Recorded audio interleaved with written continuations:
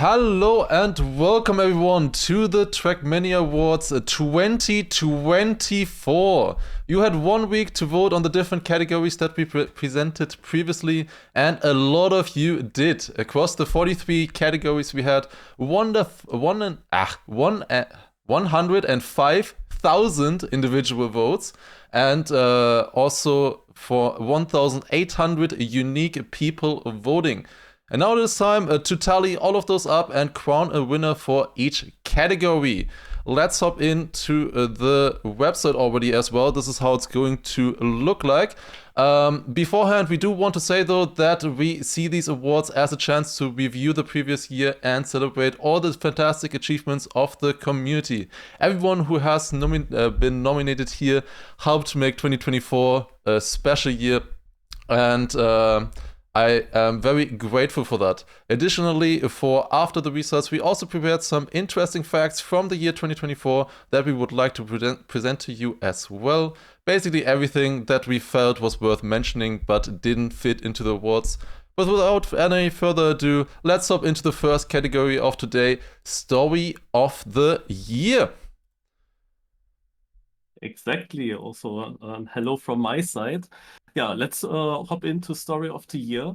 You see here the 6 nominees that we had. First of all, 11 Trackmania Nations Forever World Records done in August. And then the low input strategies, the Trackmania updates, where we had a lot of.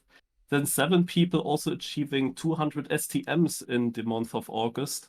Tona leaving Nadio, and also the collaboration between Trackmania and the Formula E. So now to the winner. It is a very open category, but the winner is 11 TMNF World Records in August. Yeah, alone in August, 11 world records were driven on 9 different maps, and generally in this year there were a lot of world records beaten. You see it here in the text. By 23 players across 28 different maps, there were 38 world records. So this was a significant improvement to the previous years. And now you can see how the results look like. We have you see the unique voters under the pie chart with 1,648, and then the votes that each category got, each nominee got. And this was a very close category because you see the top 5 are all rather close together, only 20 votes difference between the first and second place. And yeah, a total of 3,070 votes were given. That means if you, everyone had, of course, up to 2 votes. So with 1,600, almost 50 people voting, it would mean that there could have been up to 3,300 votes. But some people, of course, choose to only vote for one nominee. And now to explain also this pie chart a little bit, the thing that we have 2 votes makes it a little bit more complicated. Just a small example. Imagine you have a category with 5 nominees, A, B, C, D, E, and 100 people vote, and all 100 vote for nominee A. You would say it has 100% votes. But if all these 100 also use the second vote for something else, then you have 200 votes and 100 go to nominee A, so it's only 50%. That means that these percentages are a little bit weird, especially if some people can only vote for nominee A and don't use the second, it can be then over 50. But what you can directly say, when something is close to 50%, it's very dominant. And we use these percentages only for the pie chart, however, so how big each area is. But we decided to not use the percentages in the pie chart. We just did the total votes in it, just to explain it for all the future categories. But yeah, this is the first one, and it was a very close one. Could have been any nominee winning here. Yeah, incredibly close, especially with the top 5. I know for a long time, Tona leaving Nadeo was in front as well, and the TMNF world records just caught up on the last few days. It was a very close fight in Story of the Year. The next one we want to take a look at is Battle of the Year, and what Mario said previously will probably take effect here especially. We had 6 different nominees. We had Deep Dip 2 first finish the fight between Elcon, Bren, Hazard, and myself to finish the track first, to reach the top as the first player. We also had the fall 2024 18 world record between Ryan and also Curiosity, I believe. Both put 150 hours into that. We also had the Maspus battle to finish that track as first player, which was incredibly close between Elcon and Granadi, decided in the very last jump after almost 10 hours of playing. We also had the Trackmania All-States battle between Scrappy and myself, which also lasted over 1.5 months, incredibly close. The Summer 2024 campaign, which was a three-way battle, which you don't often see in the campaign, also very close. It was decided by like 20,000 points. And then also the Tompus world record between Mother and myself as well, which also swapped hands many times throughout a span of 2 months. But in the end, as many people can probably also guess, it is a Deep Dip 2 first finish winning battle of the year.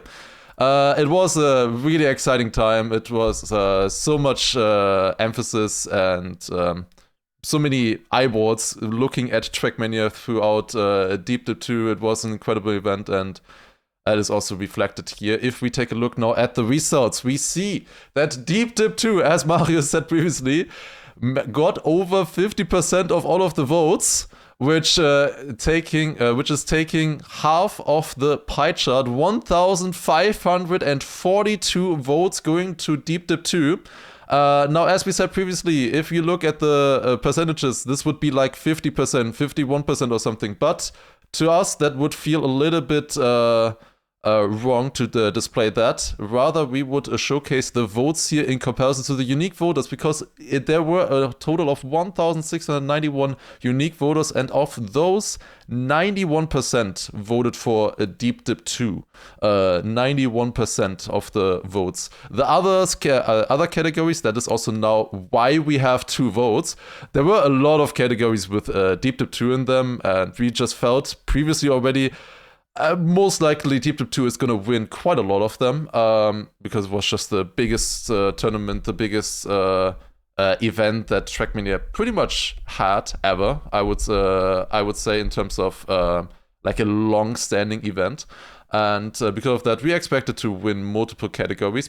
And that is the reason why we gave you 2 votes, because then the second, third, fourth place is also going to be a little bit more accurate, because everybody has 2 votes. They can also vote for their second favorite as well.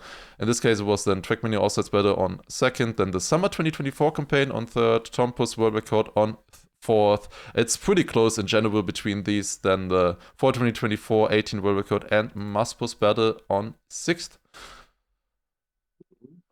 The Battle of the Year was also the category with the most amount of voters. We had 3,000 votes. We had 3,075 in this category alone. All right, let's move on to Moment of the Year. Yeah, here we have another Deep Dip nominee with a Bren finishing a Deep Dip 2. Then we got this amazing last try from Lars, tying in the All-Star Styles battle against Scrappy. Then we had the moment between Granadi and Semifying, the back and forth in the Puzzlemania semi-final last seconds. And we have Pack qualifying for the World Cup at XP Evo. And I can tell you, this is the absolute expected result here between all 4 positions. Let's reveal the winner. It is Bren finishing Deep Dip 2. Yeah, this is of course deserved. Of course it is Deep Dip 2 again, but it is still deserved, I would say, after so many hours, 220 hours on day 35, he finally finished as the first one and climbed up the tower. And this is the clip with him succeeding. If we also then look at the results, you can see again Bren finishing Deep Dip is far ahead here with 1,500 votes. We also expected that as well out of the 1,680. A close second, Pack qualifying for the World Cup at XP Evo, great moment as well. There was so much at stake at that point, and everybody was looking at that event as well, who would be able to qualify between New Prime and Pack for the World Cup, and it was decided in basically the last turn when they were both finalists, so incredibly close as well. And then the other two nominees, as we also expected, trailing a little bit further behind, but we thought they still fit into this category as well. Here we can also say already that we have revamped the Discord server for the Trackmania Awards as well. The Discord server is open as it has been previously as well, and we will keep the suggestions for the suggestions channels. We will keep them open throughout the year. So if there's anything coming up where you think, for example, a moment of the year that you think deserves to be nominated, you can now write that immediately in the Discord, and we will go through all of the channels at the end of the year to decide then who will make it, who would be able to be nominated. That way, I think we can eliminate a little bit of the recency bias that often can happen. That is very difficult to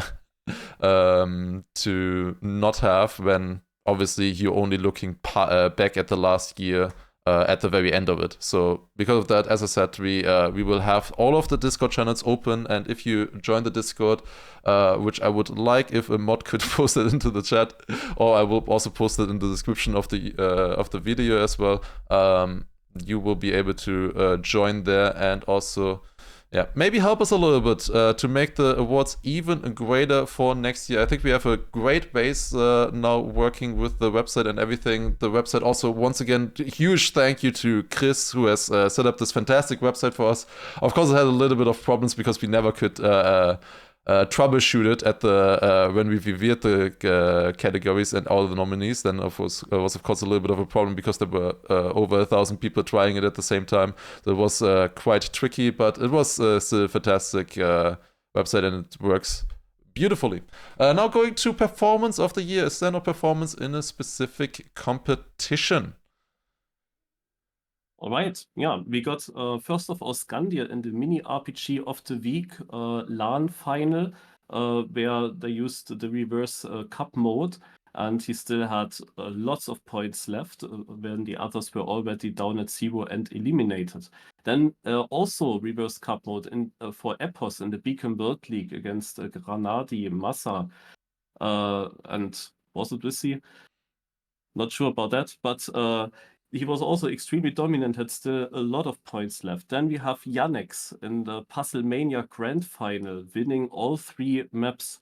Then we have Carl Jr. in the World Cup, winning with a huge margin. The others were just getting over 100 points when Carl Jr. was already at 140 and closing out finalist in the most important competition of the year. Then OK Boys in the Random MX Cup with almost the perfect score, 1 round away from 0 points, but still the second lowest amount of points that you can have in this cup in the grand final. And Elcon in endurance races here, combining basically the spammy endurance races in his very dominant performances, but also the 24-hour race. Let's reveal the winner. It is, of course, Carl Jr. and the World Cup. Here you can see the picture, 138 points, and he drove world record. This is how he got into the finalist status. The others weren't even at 100 points in this moment. He needed then 2 rounds to close it out.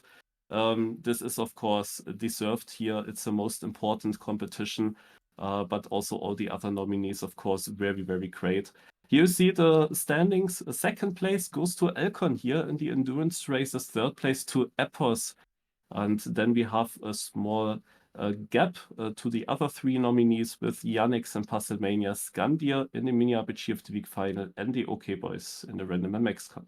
Yeah, definitely also a very deserved winner here for sure. We were also, of course, expecting that as well. Kajuna at the most important competition, winning it in very strong fashion. Next one, Achievement of the Year. We have 6 different category nominees here. We have Hando winning 10 cover day or cover nights in a row that he played. Then we also have a general one of just 10 players finishing Deep Dip 2. This one we added because basically for every single person who finished Deep Dip 2, it was their achievement of the year. And only putting one person here felt a little bit wrong, so we just put everybody, like as a community, that 10 players were able to finish the track. Then we also have Elcon 21 with the RMC sweep. He won, or he got world record on all the 4 main categories in the random map challenge. And we also have Flags finishing all TMNF trials, 135 of which on the website, and he managed to finish all of the ones, besides the nameless ones, of course, that are basically not finishable humanly as far as we know currently. Then Nico with all world records in the Dissa Discovery campaign, 25 maps in the campaign built by Nadeo, and he had world record on every single one of them. The first time that we saw 1 million points for one player in a category like this. And then also Focus finishing 9 Circles of Hell in 109 hours. Like, what was it? Like 18,000 different Neo slides, 40,000, something like that. Crazy number. Finished it in 109 hours. And let's take a look at the winner. It is 10 players finishing a Deep Dip 2.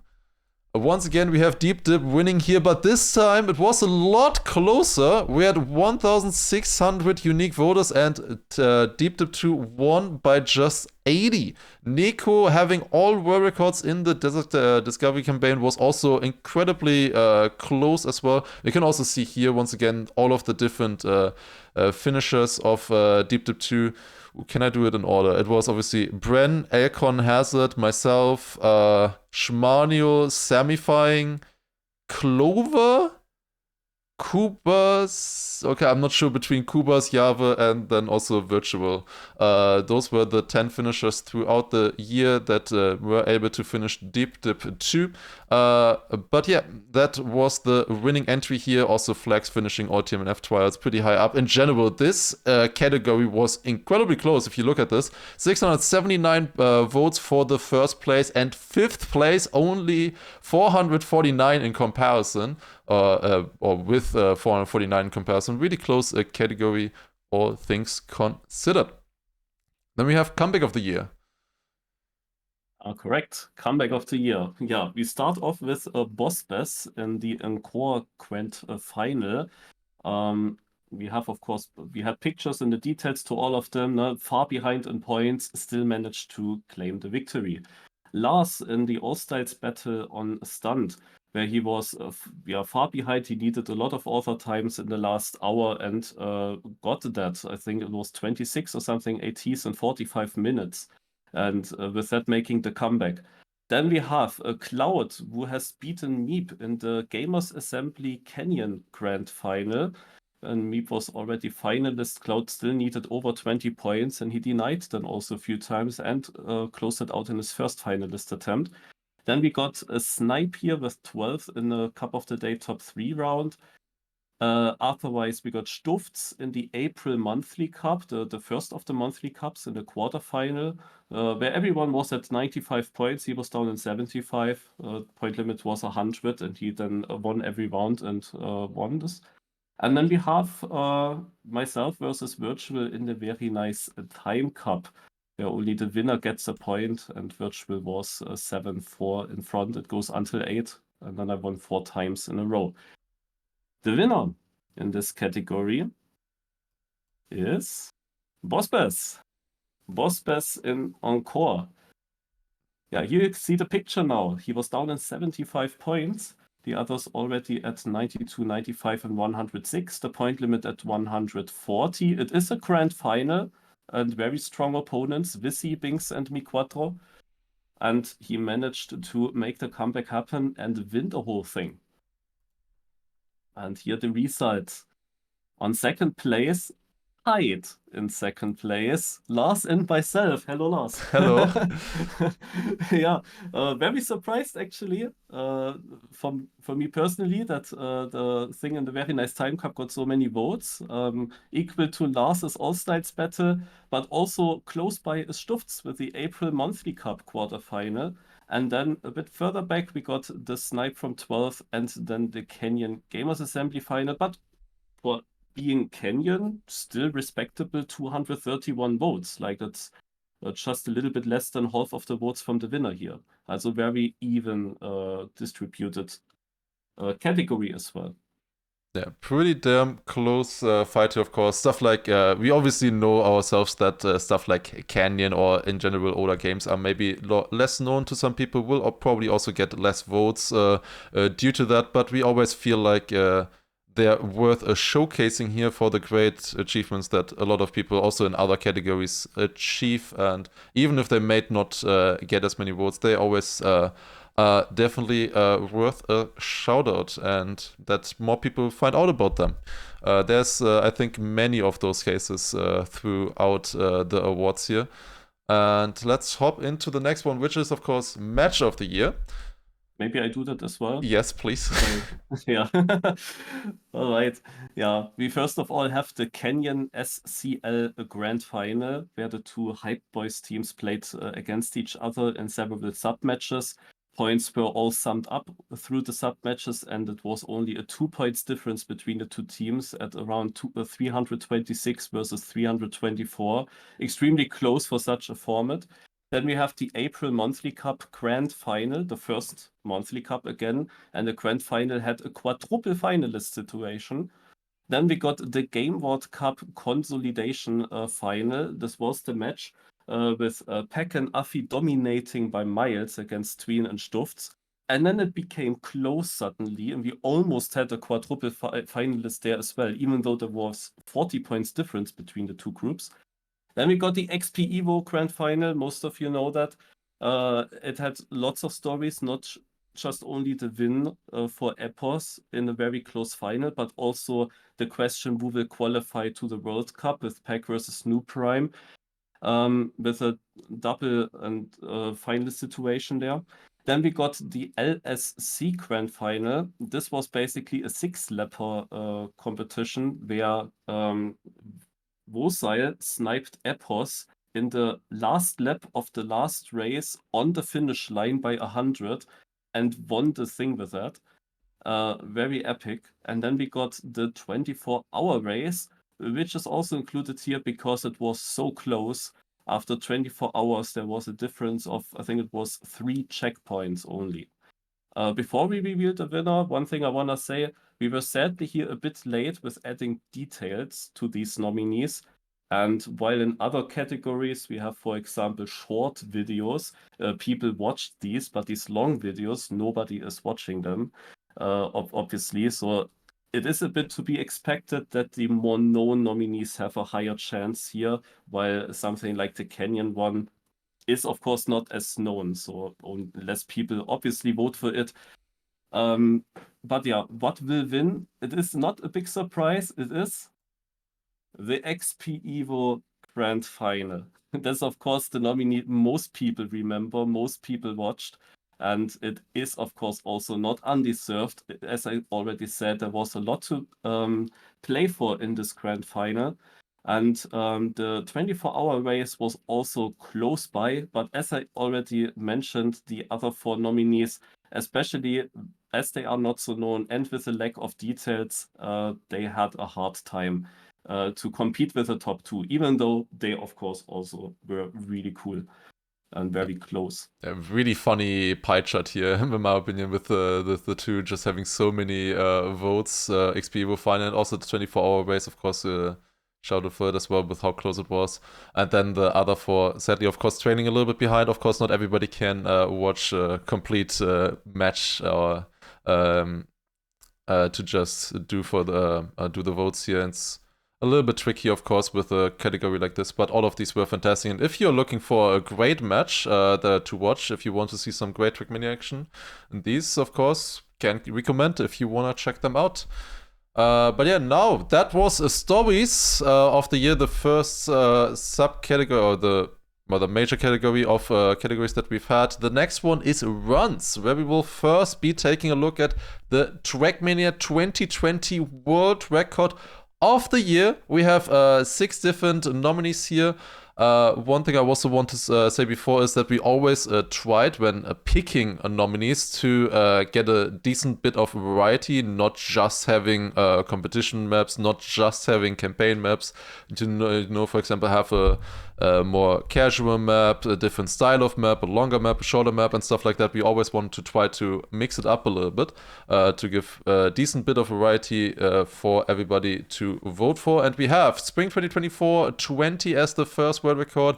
This is, of course, the Wetwood world record by Alcon that he drove within the first 2 weeks of the campaign being out. Nobody beat it at the time. It was half a second in front of everybody. Then we have Lodgepole 94 with a half a second improvement over his own world record on the summer 2023 18 track using multiple bug slides. And we have a fantastic world record as well by Maniac on the NASCAR map from the previous campaign. Minus 1300s on this against Dopamine was very impressive. Then we, of course, also have Deep Dip 2 world record. No matter what, the world record of Deep Dip 2 would have been nominated here, as it was pretty much the most important track throughout the previous year.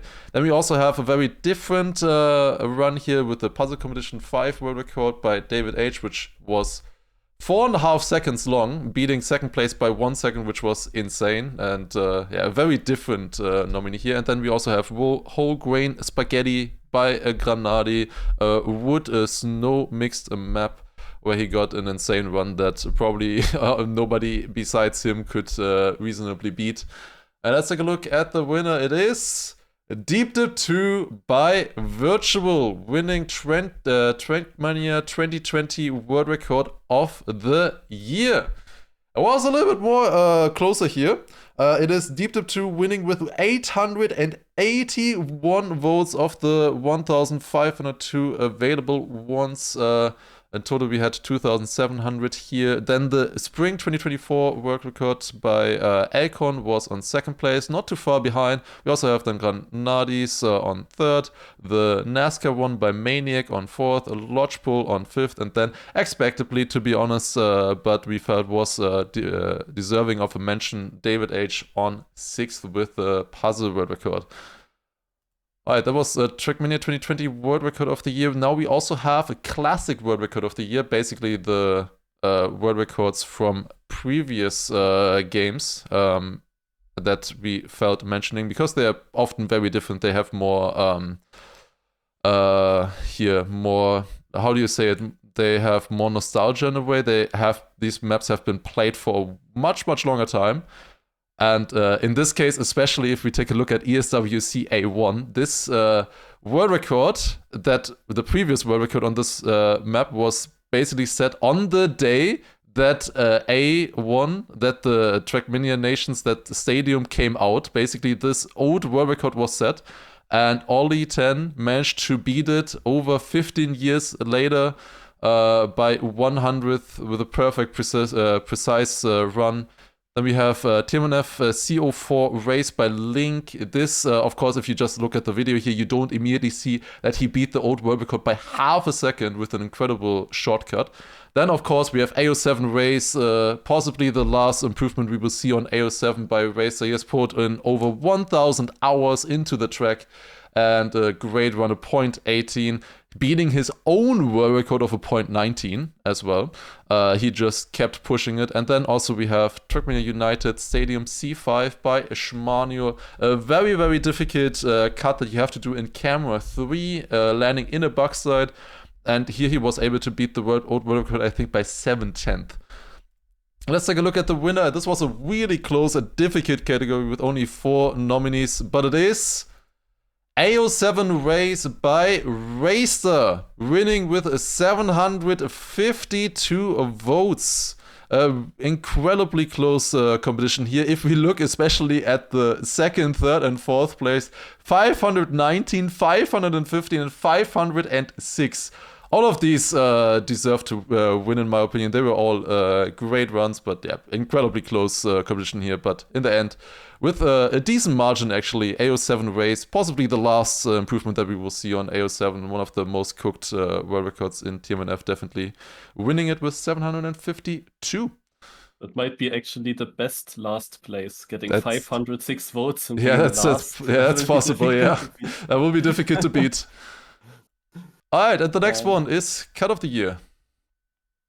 yeah, correct. Yeah, here we have 8 nominees, and we start off with the Winter 2024 campaign, Map 20. Here you see the image, then you directly remember it had 2 cuts where you basically just don't take a turn, instead just jump down the hill. And then we got here the bug used for a cut on a campaign map, where you basically go through these teleport gates, or you teleported them basically away from the gate, the car switch gate.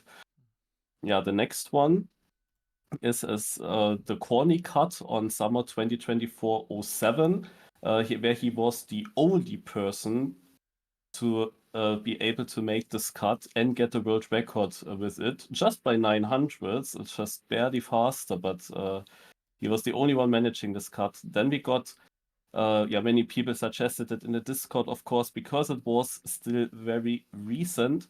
The Fall 01 cut, the incredible bug slide into bug slide combination, with also a cool skin. Then we got also from the Fall campaign the 08 cut, within the first Überbug in Trackmania 2020. And followed by another corny cut, this time a cut from a track of the day, Roller Coaster Beach, which was a reactor cut that we included here.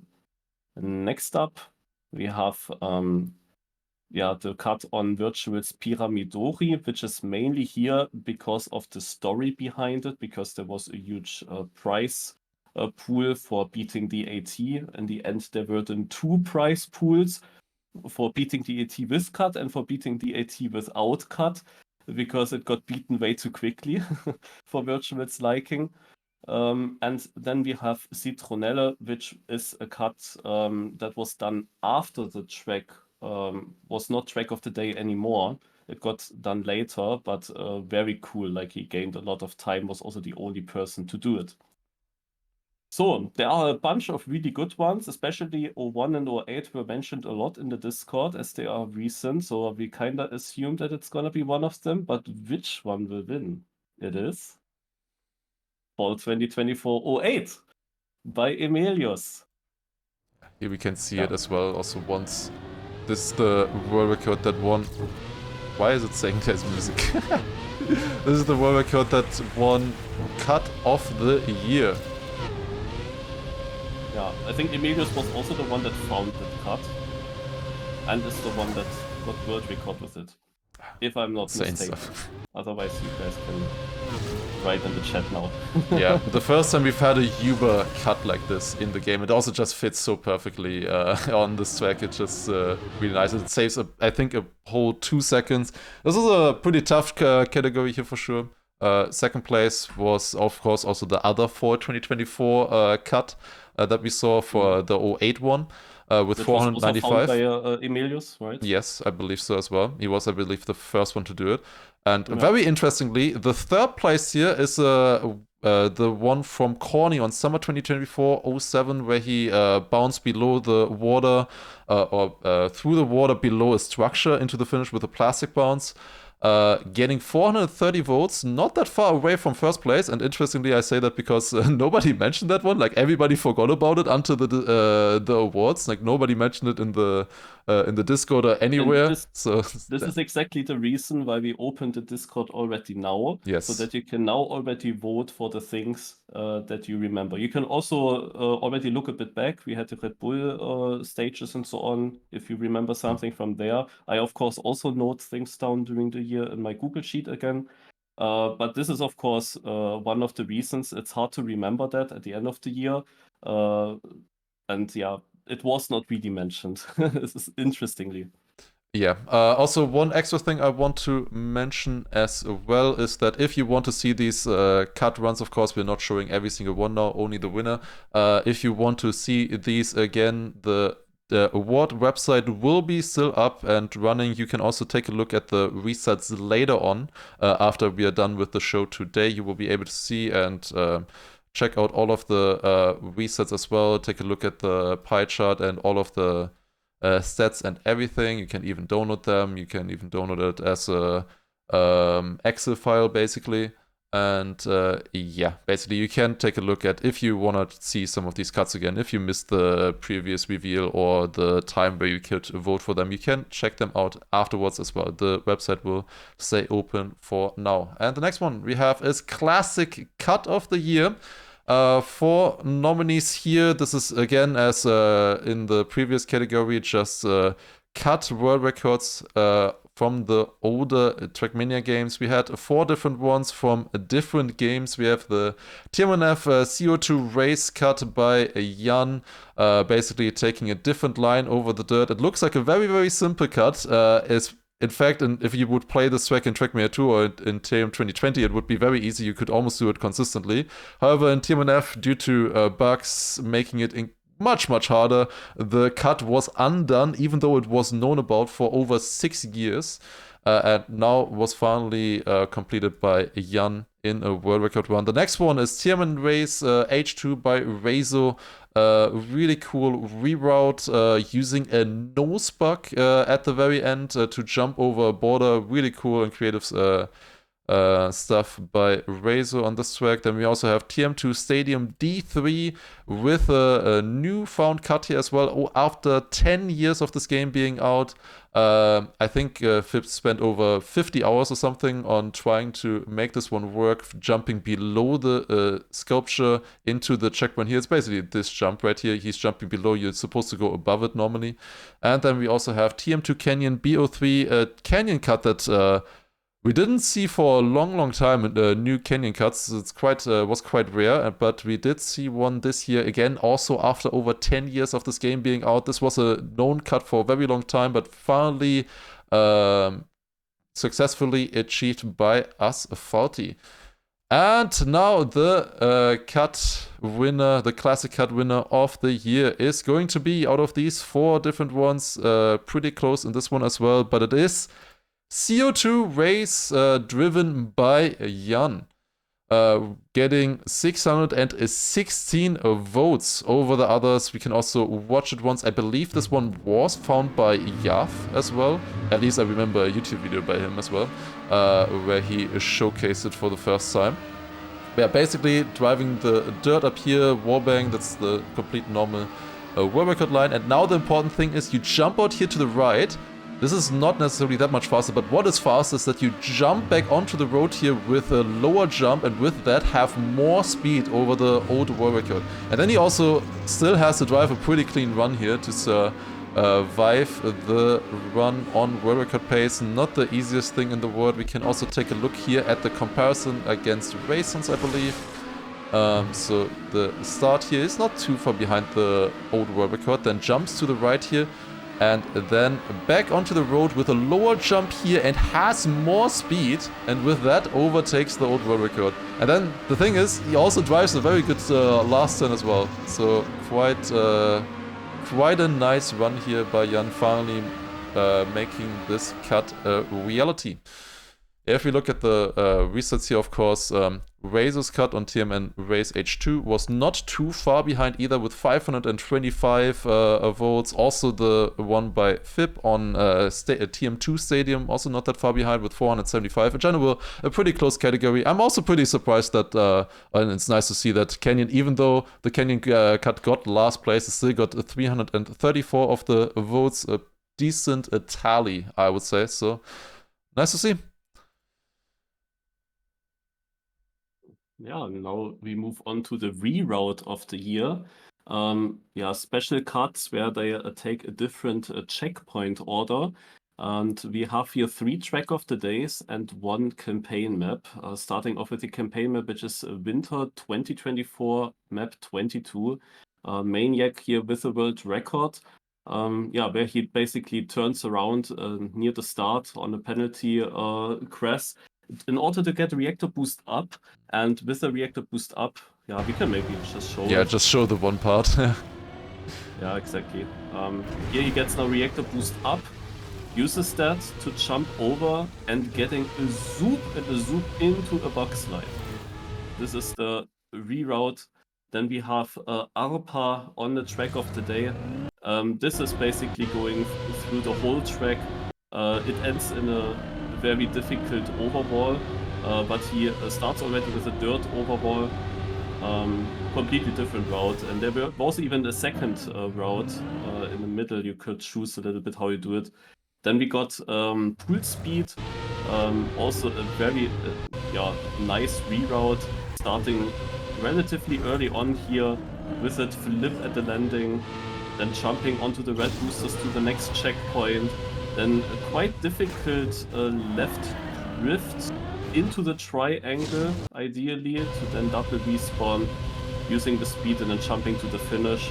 Also a nice reroute. And the last one is the Magnesium track, also track of the day from Pushito Paco. Jumps out here.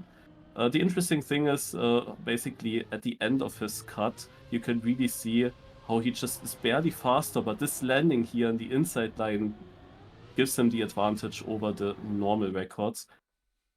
Yeah, those are the 4 records. Now, I had already here a guess, because we have, of course, 3 track of the days, and 1 map stands out.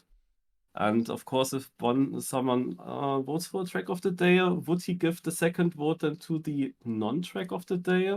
We will see. What is the winner? Yeah, it stands out quite a lot. Actually, the campaign map wins then over all the other 3 that have then rather similar votes. Yeah, Mime with pool speed beats the other track of the days, is in second place, then Pushito Paco, the APA reroute, then actually in last, but also with a lot of votes. But yeah, the campaign map, maybe that is actually the reason why it won over the other 3 tracks, as it had 3 track of the days as opponents. Yeah. Going to the last category in runs, it is TAS of the year, tool assisted run of the year.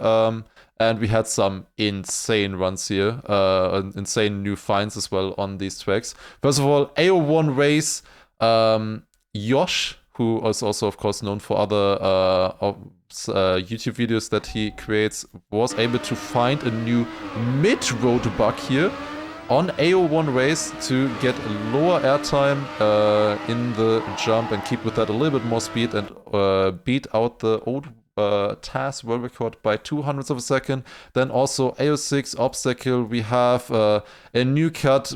Like, people thought about this cut for ages, and even with tasking, it used to be not possible for the longest time until Yav as well was able to find a little bit more speed in out of the first turns or the first transitions, and with that was able to get enough speed to make this Uber bug happen. Then we have Igen Tool, not Igen Tool, Tool, it was Igen Tool, true. I mixed them up a little bit. I'm sorry for that. Then we also have Nose Boost TAS, of course. Nose Boost, an insane trick in TASes, and we want to include one of them at least here, which was an insane nose boost task on DO7 race with a lot of people collaborating. So many hours went into this to get this track done in under 20 seconds. Just insane stuff that they were able to create here. I think the most impressive one from the last year. And then we also have EO2 Endurance, no nose boost. So basically the opposite of what we saw previously. It is basically doing EO2 race with a completely new reroute and doing everything without nose boosts. In really, really sick run here by Mufa, definitely also worth a watch. Then we have Decimation Trial by Skycrafter, I believe. A 38-minute long trial task, which is like optimized all the way through. 3 months of work, absolutely insane effort on this one. Finding also so many new cuts on this one as well. I think 40-50 new cuts or something. Insane stuff as well on this one. And also we have Island E reroute by, or rather you could say teleport slides. by Kimura, finding a new way to do the ending and beating out his old Taz world record by 10 seconds and the actual world record by over 30, doing some insane stuff here with the island car to get into the finish. But in the end, it is AO1 Race, the most infamous track in Trackmania, or the most famous track in Trackmania, with a new mid-road bug winning with 472 of the votes. A pretty close category here as well. AO6 Obstacle with the new Huber bug on a second place with 416. And then a little bit of a gap to the others with Decimation, the trial on third, really close here with then DO7 nose boost, then EO2 no nose boost as well on fifth, and the Island E reward by Kimura. But yeah, in general, very close category between these. All right, and with that, we're moving on to events, with the first one being regular Cup of the Year, basically tournaments that happened regularly in the throughout the last year, basically weekly or monthly competitions. And let's take a look. Yeah. We start off here with a Bon Cup, of course, well known, hosted nowadays by Schenker again, and has lots of players. Sometimes it needs multiple extra servers so that everyone can play. Then we got the Spammy Endurance Race, which happened for a few months on some weekends, and afterwards now Granadi's big cup here, the Big Yak Monthly Cup, with also some monthly finals already in the past year. Then the mini RPG of the week every Wednesday happening. They also created this really interesting plug-in with the Dangerous Zone, like a specific knockout format where you don't get knocked out after one round. You first go into the Danger Zone, and then in the Danger Zone you can get knocked out if you don't perform. Then we have the Spammy of the Day. He hosted lots of those, and also with a lot of people participating every time. Also made a series with letters. Then we got the HD Weekly. This is obviously now the most unknown of these. However, it has to be mentioned here because of the huge amount of prize money that this weekly cup had. It went over 31 weeks, and every single week it was a $100 prize pool, plus then playoffs with $1,250 as well. Was happening always Saturday evening and had also good players, but just not many. Then puzzle competition hosted by Lars every month, now almost every month, where people have 1 week time to create a puzzle track to his pre-built map and drive a fast time on it, with a reveal then 1 week later after the deadline. And then we got the Random MX Cup, which came back thanks to the donations in the 24-hour race 2023. They brought this cup back, which is just an amazing cup. A team competition with knockout, and in the qualifications with relay race, very unique. So, the winner, and not so unexpected, it is the Bon Cup. Congratulations to Schenker. Yeah. It got 958 votes and has, with that, over twice as many votes than second place already. The others then quite close together. Granadi's Cup then in second place. Then we got both a spam competitions here, Spammy of the Day and Spam Endurance Race, next to each other. Then comes the puzzle competition by Lars, then the mini RPG of the week, the Random MX Cup, and as expected, because not as known, the HD Weekly then in the last place. Yeah, that was regular Cup of the week of the year. I want to say of the week, which would fit to the category, but yeah, Schenker winning it for, or also Leoris, who worked on it previous as well, a lot. But yeah, Bon Cup winning it. Then we go to offline event of the year, basically LAN tournaments that happened. There were sadly not that many throughout the last year. There were a lot of different ones where we that we had to choose in between. Obviously, the most important one being XP Evo, that had the biggest attendance, also the most content made around it. But we also had Comic Con Baltics with a lot of strong players participating, coming from many different countries over to, I believe, Lithuania. Then Mini RPG of the Week LAN as well, which was a very unique LAN for Mini RPG, hosted by one person in particular who worked a lot on it to get it going. Then we have the big LAN race as well, which was at the Gamescom. Had a little bit of a lower attendance, but huge amount of prize pool, 5,000 euros as well. And because of that, we also felt like it was worth a mention. So these four for us stood out. There's, of course, many others like Holy in Lyon, many offline events in the US as well happening, or like play zone LANs and stuff like that.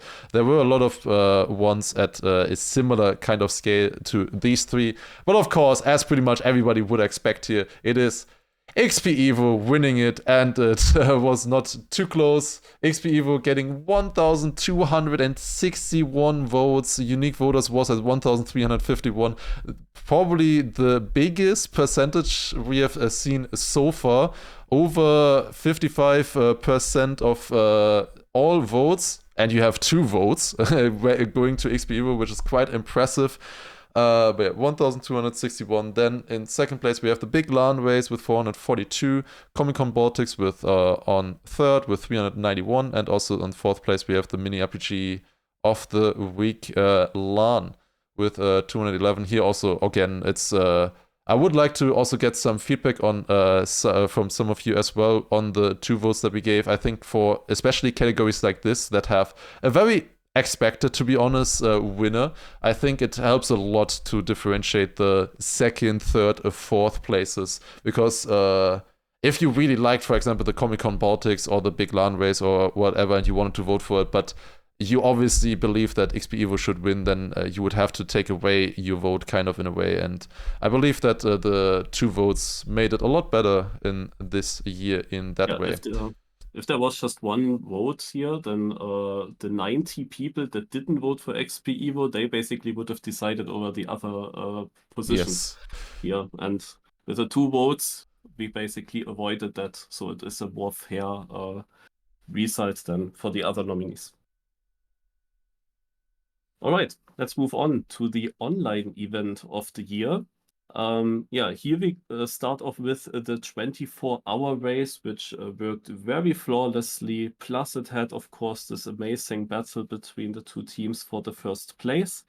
Then we got the Beacon World League with very great map pack. Also, the maps were definitely super good, and also the matches were very nice. Then we got Deep Dip Tour. Obviously, that is an event that happened last year, and it was a huge one. Then Kaki Reloaded. Of course, we always have Kaki each year. Also, many players attending there. Then Marchi Monday, by the way, tomorrow, grand final of the next Marchi Monday season. Was also, of course, also happening again with huge prize pool. And the Volvic Duo Dash, which was done by Big, and also great content, like teams of 2 players teaming up together, and we had lots of pros participating there. And the winner in this category, and it is not drum roll please, it is Deep Dip. Deep Dip. Yeah, it is another category where the second vote comes in handy. Of course, you might say, oh, again Deep Dip, but it is, of course, deserved. Yeah, and the votes also show that. It's not just the vote because of Deep Dip. It is, of course, also deserved. There is so much work was put behind the scenes to make this whole thing possible. The map, the event, the plugin, everything was perfect for the event. And then, of course, this great battle as well. It wins here as well, but it gets followed by the 24-hour race in second place. Then Kaki gets into third, followed then by the Beacon World League, Volvic Duo Dash, and Marchi Monday. The last 2 quite close together. there you go. That were the events of the year. Now we go on to mapping for map of the year. This is honestly one of the hardest categories for us, in our opinion, because the maps last year were incredible. The first one we had is still V66. It is a 1 hour long technical map built by many mappers together, over 25 mappers, I believe. They worked so long on this one, and great to see it finally come together. They worked on this for over a year and came out last year. Incredible track, and was a lot of fun to play. We also have Pocket Universe by Zaphiron as well, a new type of RPG map, an isometric with an isometric view. You had, I believe, 9 different worlds that looked like this. You go through the Italian town or something like that. There was a little bit of a story, and it was really nice to discover and play. Then, of course, most obvious nominee, Deep Dip 2, the track that everybody tried to finish earlier in the year. Of course, in Map of the Year as well. Then we have At the End of Nothing, map by, I believe, Squeaky. 3-minute long transitional full speed track. Incredible work on this one. Spent a lot of time on this as well, getting it built, and yeah, really cool track for the full speed scene, but also in general, just great stunts, great spectacle, and also amazing scenery. And the next one also, of course, having amazing scenery, Fallen Angel by Intax. 5-minute long full speed transitional track, also with a lot of transitions, but the key feature of this one was that it had no checkpoints, similar to Deep Dip. So far, sadly, nobody has finished it yet. I believe 2 people have finished the checkpoint version, though, where you get 4 checkpoints, I believe, across the track in 1-minute intervals. But yeah, a great track, amazing scenery by Intax. And then we have Explode Return, a very different track. If you look just at the screenshots, you wonder why is this in here. I believe most people did, but as a really cool concept with the track pieces falling into place in front of you. Very unique. We've never seen this before, and that's why we wanted to shout it out and add it here as well into the awards. And then we have 2 trial maps for different styles. We have seen a lot of trial maps previously as well. Stuff like also Maspus, for example, in a similar Vampus style. We have seen those a lot, but these ones stuck out to us because one of which, Untrodden, being Ice, I believe 50 checkpoints. Ice trial, and so far the hardest known Ice trial in the game. I believe only 3 people have beaten it so far. Some of the best Ice players in the world needing over 20 hours to finish it in their first trial. Really difficult Ice trial map here by Dugi. Also had a 1,000 euro prize pool, I believe. And then we also have Mandibula, very unique concept as well. Tech trial built by Kerberos, something we've never seen before. A tech trial map where you had to get really good drifts to be able to complete the track. And the winner is, as in many other categories, of course, as well, it is Deep Dip 2, but this time a lot. Oh, it's actually not that much closer, never mind. It didn't even get 1,000 votes. Yeah, not even 1,000 votes. Incredibly close to that. 999 from the 1,447 unique voters. But of course, again, we can say that all of these were incredible. To be honest, in obviously the unique impact that Deep Dip 2 had on the community and 16 different people mapping together, of course, it was incredible. It's easy to forget sometimes how much work went into the track, and if the track wasn't good, the event wouldn't have been as good either. To be honest, we believe that the top 5 here all could have easily won previous years. Every single one of these would have been a map of the year in like 2023, 2022, or could have been rather, at least. They were all incredible. Map of the year was really stacked this year. But yeah, in the end, it goes to Deep Dip 2, just shy of 1,000 votes. And then we have Mapper of the Year.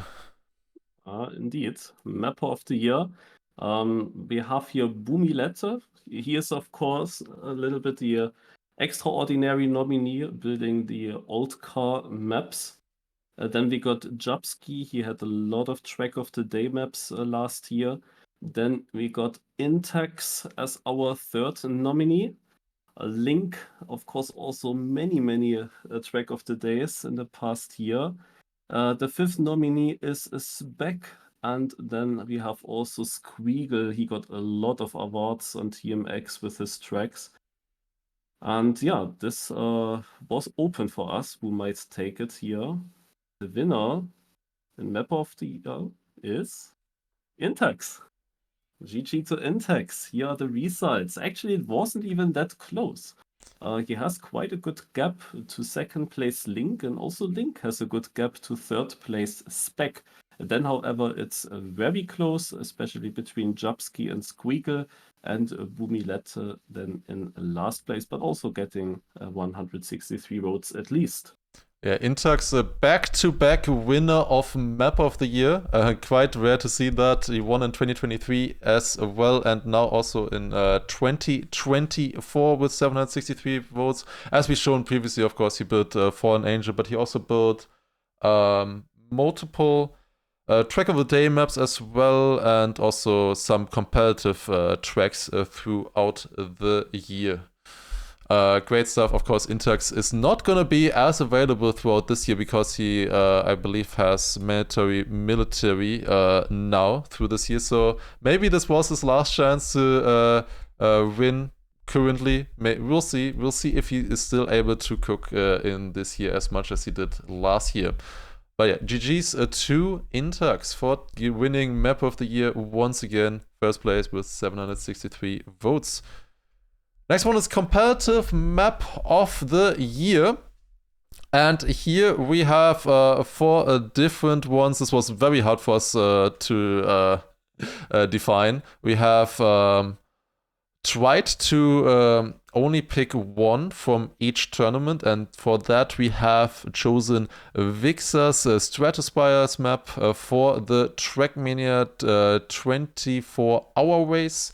It was a great map, 5 minutes long, didn't really get old even after driving it for 24 hours for a lot of people. It was a fun map, very huntable as well, and I think was a fun map for most people. Then we also have a Drip Drop by Wizzy, a very creative wet wheel map. It features a lot of water elements in the track. We felt this was pretty unique. A map was built for the Parse, the Pan American Solo League. Then we also have Beacon World League Arrogate by Kerberos, also a very unique track. Kerberos really becoming a great competitive mapper throughout the last year. This one starting with Reactibus up, a lot of different elements, very creative track here. In general, with the Beacon World League maps were very creative, was hard to choose. And then we also have Roll Cage, the World Cup map by Karluki, a very fun map. It is this one right here with the... Oh, that is one too far. We have the one with all the dirt elements on the side, and yeah, using a lot of creative elements with reactor boost, some wood, and yeah, very creative competition map. But in the end, there can only be one winner, and it is going to be World Cup 2024 Roll Cage by Karluki, winning with a 645 of the votes. Second place going to Vixa with 589 votes for his Stratospire map, and then the Beacon World League and Parse maps by Kerberos and Wizzy training a little bit further behind. Of course, this is a bit of a difficult category. Of course, not many people are competitive players, so not many people will know these maps or have played them competitively, so it's a bit of a harder category to vote for, I believe. But yeah, in the end, it is the World Cup map by Karluki, barely edging out Stratospires by Vixa. I think I will also do the next category as well immediately, because we have a very interesting one here. It is competitive mapper of the year. We have Wizzy who built a lot of great maps throughout the year. Basically, just a competitive mapper. He built like over 8-9 different for 8-9 different competitions last year. We have Kerberos, which we mentioned previously as well, who really came.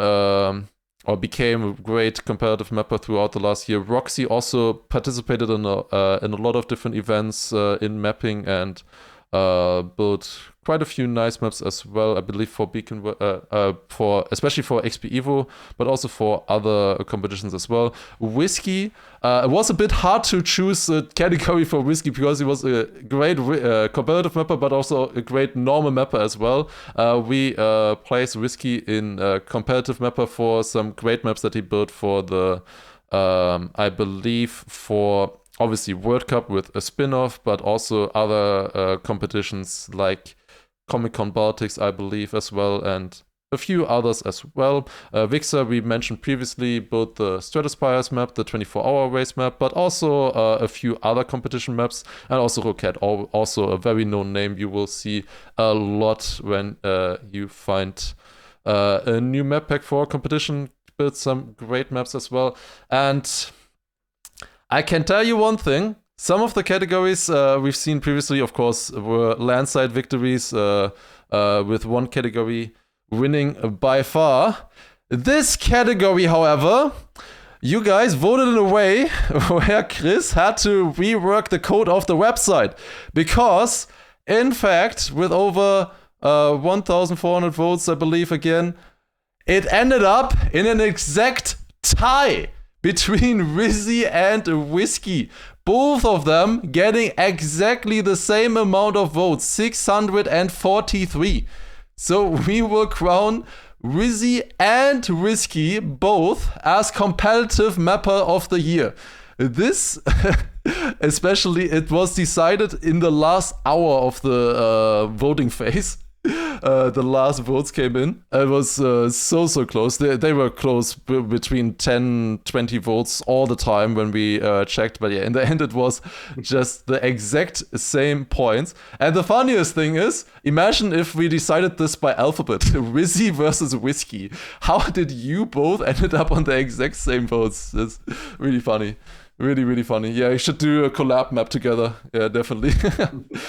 Wait, Whiskey, you voted for Wizzy? Ain't no way. There's no way. Really? Now imagine that Wizzy voted for you. That would be really funny. But yeah, that was competitive mapper of the year. All right, ending up in an exact tie and us having to rework the website for that. Thank you very much. Okay, next one is a track of the day of the year. We have 8 different nominees for this one here as well. So let's take a look. Yeah.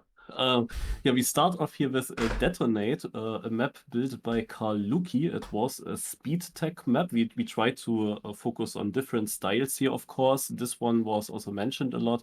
You see it here in the thumbnail. It had this feature with a meteor tracker with these boxes flying away. There were also some fireworks next to the track. Otherwise, a very clean speed tech map. Next up, we have a Dust Park, which is a very unique dirt map in this kind of motocross feeling around this dirt hill. And then we got in this map here, Last Whisper, with multiple map authors, was around the Halloween time with this theme of these castle blocks, but generally, yeah, a bit RPG-ish, the track. It had a quarter pipe jump and also some other interesting and creative transitions. Then we go to the next one, which is a Nesca map, overshadowed by Ego, it's called, built by Squeagle and Lakadal. Very fast-paced, incredible scenery, if you look there in the thumbnail in the back, like, what the heck? Yeah, the next one is another speed tech map. It's here because it had the best karma after the thank you map from Tona. And also typical prof, very clean speed tech. The next one is a troll map, like a first of the month map, a Slot Mania. This Carrera racing track, very unique and also very nice to play. Next one, we have SSX Sunridge Summit, based on another game. I don't know it, but it A is snowboarding incredible. game. Yeah.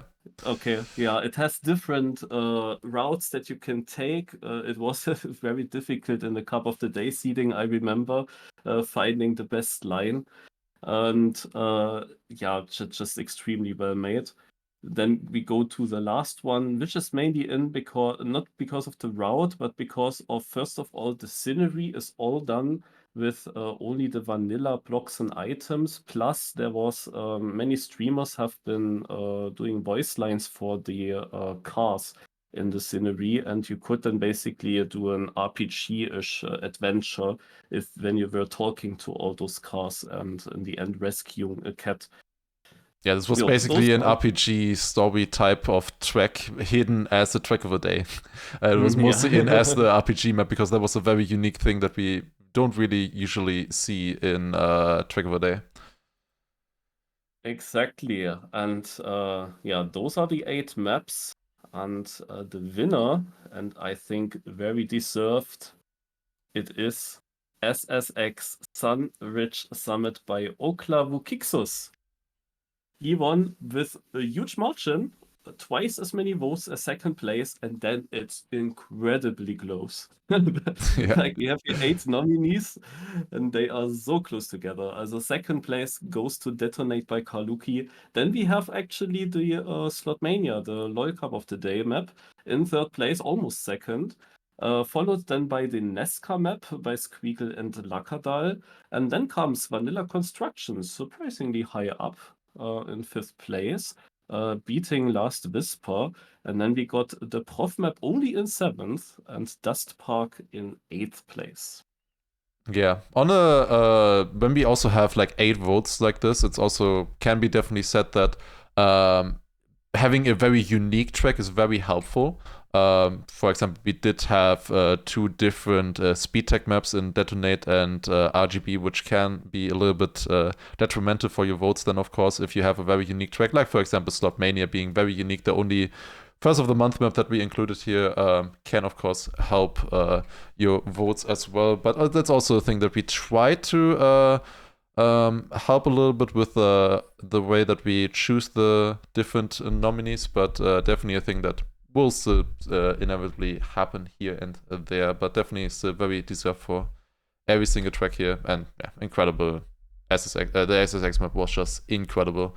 Really, like if it is that close, it's quite, it really stands out if you are that far ahead. And now with campaign of the year. Yeah, okay. We start here with Flink's Acrobatics campaign, was relatively early in the year. It basically is a campaign consisting of maps in this Trackmania Nations Forever style. The Nadio style where they used acrobatic maps, like the maps were also called a bit differently in TMNF. Some of them had acrobatic in their name. And the maps that Flink built, they have basically this style just built in Team 2020. Many players actually played those tracks. Then we got the original school, which, as Granati said, I watched this video, this is what Nadio should have done. This is basically a campaign teaching you exactly how the cars work, and there's also a media tracker in every single track that explains you what you have to do to be fast. So from map to map, you learn the new things, and you get them explained by GPS with text, with supporting text, basically. Then we got the Minecraft campaign, Project MC. Of course, huge and had also good trailers and just amazing campaign with lots of work behind it. Then the SB Ville campaign that was very recent, came in the ending of 2024 with yeah, very decent maps of course as well, 25 in a row. Seconds to Go, very special campaign where the first map is 1 second long, the second map is 2 seconds long, and so on, until map 25 being then 25 seconds long. Obviously, many known players have mapped for this campaign. And then we got a campaign from Scrappy's community, the Sushi campaign, as our last nominee. And the winner in Campaign of the Year, 2024 is the Minecraft campaign. Project MC gets the most votes, but as you can see, just barely. The Villa campaign in second place is only 25 votes short. Then we have a standalone third place for seconds to go. And then comes Flink's Acrobatic, Original School, and I guess the Sushi campaign would have had a few more votes if Scrappy had streamed the TM Awards as well. Yeah, definitely a deserved winner with all the work that Evirius and the others helping with the Minecraft campaign put into it. Really, really unique concept for a campaign. Of course, in comparison to the other campaigns, it was, I believe, only 8 maps in comparison to the others usually having like 25, even the Original School having 75 different maps. But yeah, very, very worthy winner. And I believe that's it for the mapping section of the awards. We are now going into creations, and the first one is Creative Project of the Year. We have 4 different nominees here. The first one being Puzzle Mania, which was a new concept. You might have seen it recently as well, used in Twitch Rivals. It was an idea by a shorty using the puzzle mode as a competition with inviting streamers and them fighting at the same time. They had 30 seconds to drive the fastest time possible. They couldn't see each other's routes. Was very exciting, and also was good enough to be used this year as the mode for the Twitch Rivals, which was really fun. Then we also have Trackmania, a very unique concept. Came to be from the 24-hour race, where it was used every hour. Later on, it was repurposed into a whole website. Basically, what it is, it's like a Wordle where you have to guess a word. In this case, you have to guess a Trackmania player and buy some information like their prize money winnings, their age, their country, and team. Yeah, stuff like that. You can deduce which player you have to search for. Then we have the Deep Tip 2 sector run made by Schmanuel and Virtual. Great run, cutting down the world record of 36 minutes or something down to 15 minutes, which is really, really sick. Also, finding multiple new world records as well, not world records, multiple new cuts along the track in the process. Very, very cool stuff by them there. And then for this one, I want to say sorry. We had, of course, a lot of work to put everything together just in time, and for this one category here, we had the wrong video at first and the wrong description. We first wrote Trackmania Nations Forever Alpha Physics Mod or something like that, but the one that we were talking about was the Trackmania Nations Classic mode, beta physics mod. Basically, this is a recreation of how the stadium car would have behaved on the old physics from the bench replay file that was still in the game. And then they created also a campaign alongside it. This one had the wrong name at first, so I want to say sorry about that. Of course, we have 43 different categories, and it was a lot of work to get all of this done in the first place. But yeah, I'm sorry to have had the wrong video there at first, but we did finish it after... we did fix it after the first day. But yeah, anyways, for Creative Project of the Year, out of these 4 nominees, let's see who wins it. And it will be Puzzle Mania, the competition thought up by a shorty, winning with 904 votes. Great to see. Then a Deep Dip 2 sector run on in a close second on second place. Trackmania really close as well with just 19 votes behind the Deep Dip 2 sector run. And then, of course, as expected, the Trackmania Nations Classic mode a bit further behind. But yeah, really close fight for the top spot between the top 3. But yeah, shorty winning it, not second place. It was, of course, helping that we had another Puzzle Mania during the Yes, that is true. Yeah, we had a Puzzle Mania, of course, in Twitch Rivals right before the voting phase, so that helped, definitely. All right, and then we have Emote of the Year. This is definitely an interesting one. Can I even fit all of them on the screen here? We have Ben We have also Blah as well. We have Cinema. We have Glorp. We have Jeepers. We have Y. We also have LOL.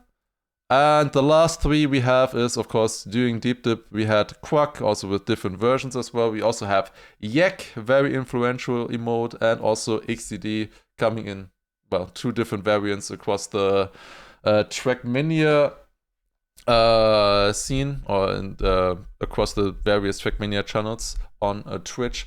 But yeah, this is a fun category. We just wanted to add this just in general, also just out of curiosity, who would win out of these. I think it's a pretty fun one because there are quite a few emotes that originate from the Trackmania community and that are very heavily used in this community. But let's take a look who wins out of these 10 different nominees. And it will be XDD. XDD winning it with 557 votes. Honestly, I'm a little bit surprised. 557 votes. Blah on second place with 459 votes out of the 1,400, of course. Then we have Cinema.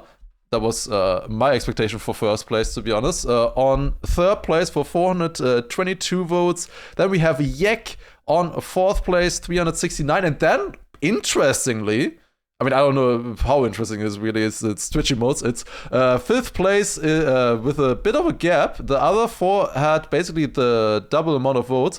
Fifth place being a Quack, of course, very used during the Deep Dip 2.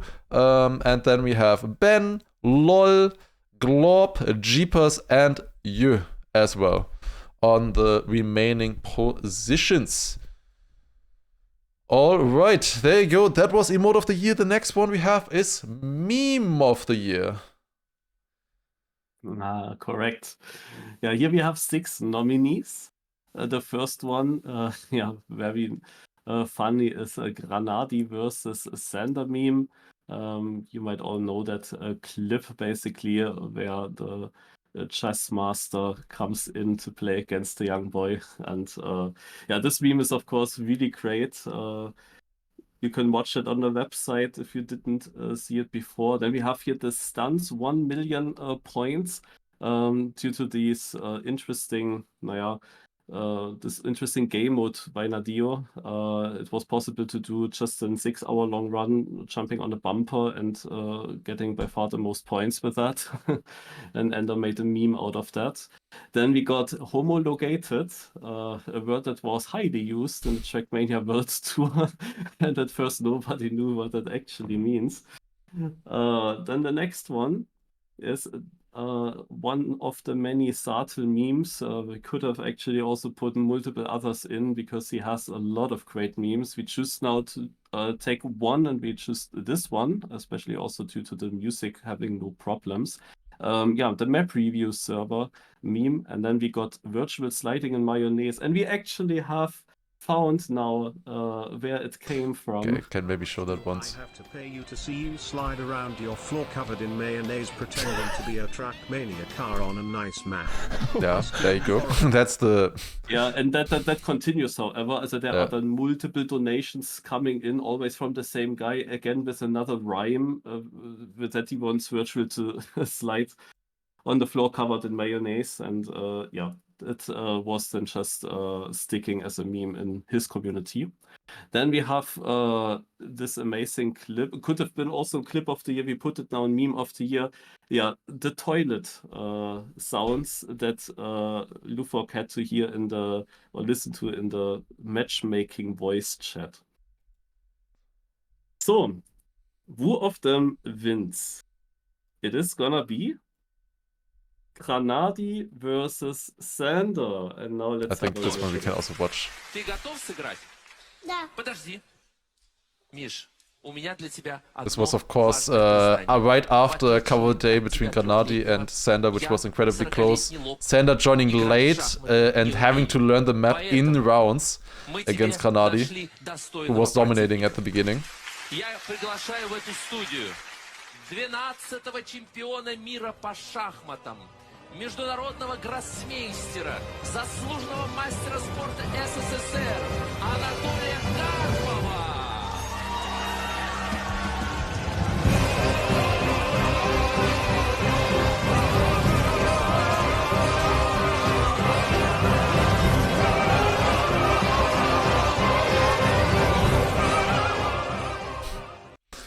Massa at the ending is just too good. Alright, but yeah, Yeah, here we go with the this really results. kills it. Granadi let's versus Sander, very close in front it of was Matchmaking close. Guy, yeah. Very close, yeah. Also the toilet clip almost won it, and also would have been a deserved winner. Was just too funny, that clip. Homologated actually also close by in third place. Didn't think that. And then comes the stunt meme, also decent votes. And then with a bit of a gap, but still it got votes, the virtual mayonnaise meme. And the Sartel actually in last, that is Yeah. something that Sartel doesn't deserve, to be honest. Like, he Yeah, does really good memes. Yeah, I feel a little bit bad about that because honestly, if we had a meme creator of the year category, Sartel would win, like for real, 100%. Like, it was very hard to pick one of the like 50 different memes he made it across the year. Maybe a different one would have been better, who knows. Of course, other ones were difficult. We just checked which ones had the most likes, and all of those, this one stood out from the most people. But yeah, a little bit robbed there maybe. But yeah, Granadi versus Sander, incredible meme by Warmy, I believe. Really fun, and also then the fork really close. Homologated also very close because it was a meme that just kind of stuck throughout the year. Next one, we have a skin designer of the year. We have 4 different nominees here.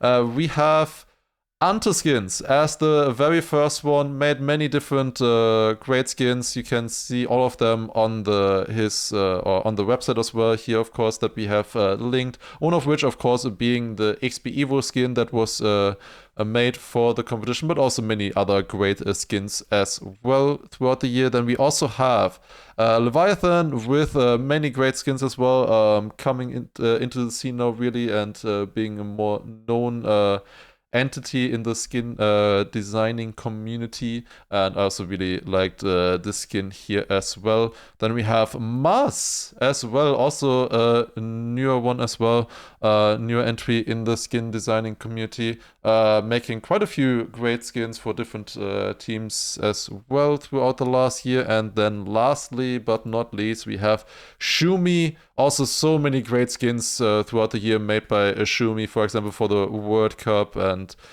for ITB and many other great teams. But then also we have this one that we wanted to showcase, which just, in my opinion, looks amazing, the Halcyon skin that he created.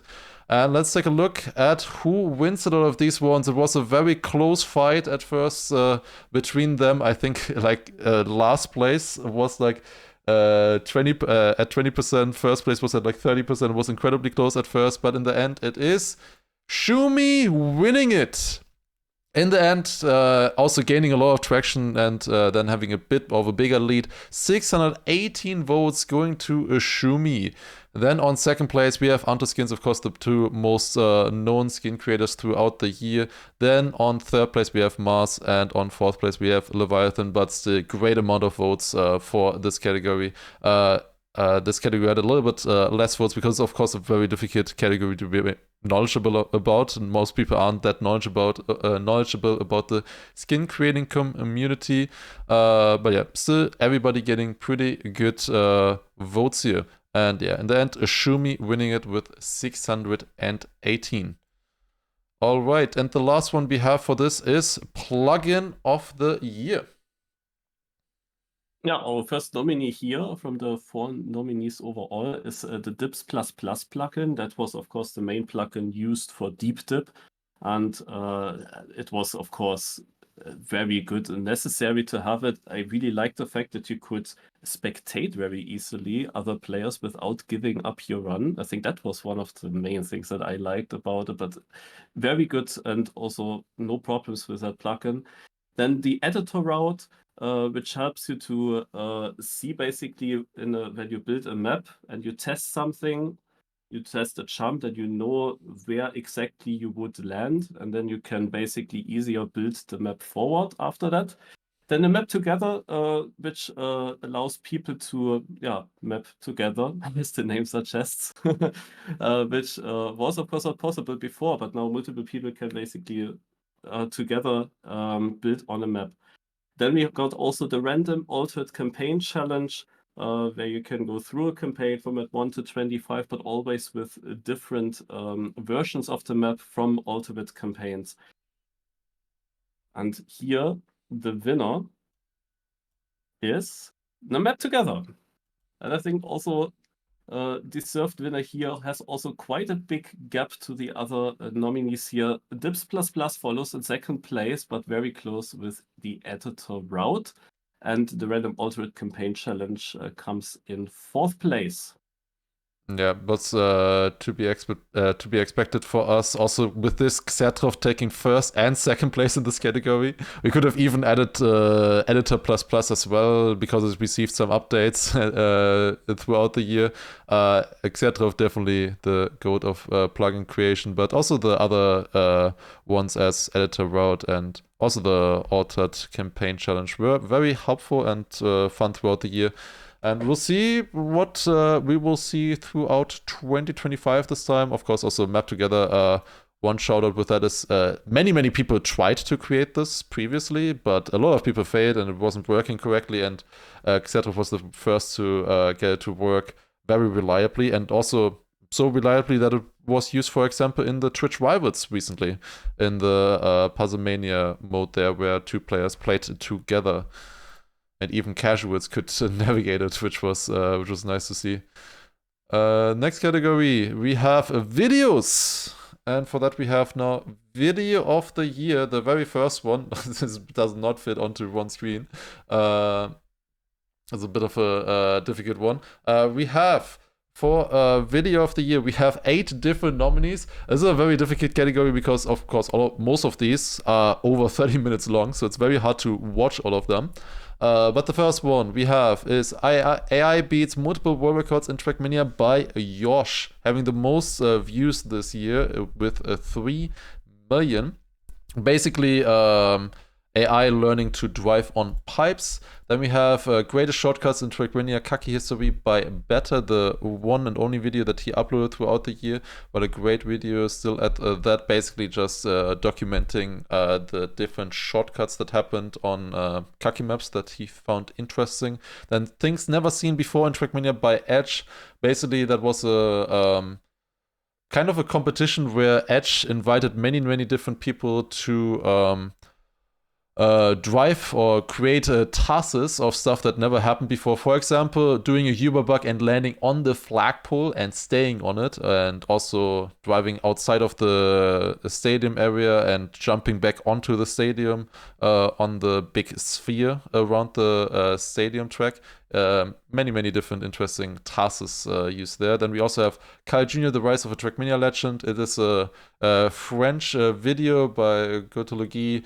It is basically chronologically showing how Kyle Jr. came to or went through the early World Cups and became the legend that we know him as today. And then next one, fifth one, is How Trackmania Players Conquered Bugs by Virtual. One of the Virtual videos that we wanted to include here as well. Obviously, difficult to only choose one, but this one stuck out to us. Very great storytelling, especially on this one. How bugs affected the Trackmania scene and cutting scene especially throughout the years and how it kind of developed. Then we have Fastest Way Only, How Each Member Got Recruited by Oars. It's a 1.5 hour long video documenting how every single player of the FWO team joined the team, which track they cut, and yeah, it's basically just many great ones that you can watch here. All of which, or most of them, the newer ones, of course, being new Nadeo shortcuts. And then we have one trailer that we wanted to add, at least. We were thinking about having a separate category for just trailer of the year or for movie maker of the year at first. We were thinking about adding that, but then awards got so bloated, so we cut that one from the awards. But we wanted to at least feature one of them here, which was Fallen Angel by Doze and Choom. Two great movie makers as well, who created a very cinematic video here for the Fallen Angel trailer. And then lastly but not least, we have I trained an AI for 2 years on Trackmania. It's breaking records by a line sight. An insane AI development video, honestly, by line sight developing his AI so far that it is literally faster on even tracks like Hokolicious than humans at this point, which is quite insane to see. A little bit scary to see, to be honest. But yeah, the final winner of these 8 different ones, if you're looking for great content, you can check these out, of course, as well, if you have not seen them previously. It is going to be the winner of these 8. AI beats multiple world records in Trackmania by Yosh, winning with 567 votes. Then in second place, coming in with another AI video, also the one by Lineside with 409 votes. Definitely these videos also had the most views, I believe. This one also having 1.5 million views. Definitely capturing a lot of people. Then the video by Virtual with 315. Then the French video coming in from About Carl Jr. with 309. The Better video only on 5th place in this time around from the 8 ones that we've seen here. Then we also have the Fastest Way Only one, the Fallen Angel trailer, and then also the Things Never Seen Before in Trackmania by Edge, which of course is a little bit of a different type of video to the others. But still all great videos here. Now going to round of the year. Correct. Yeah, we have here 4 nominees. Twice XP Evo, twice Cup of the Day. It starts with the XP Evo double event record.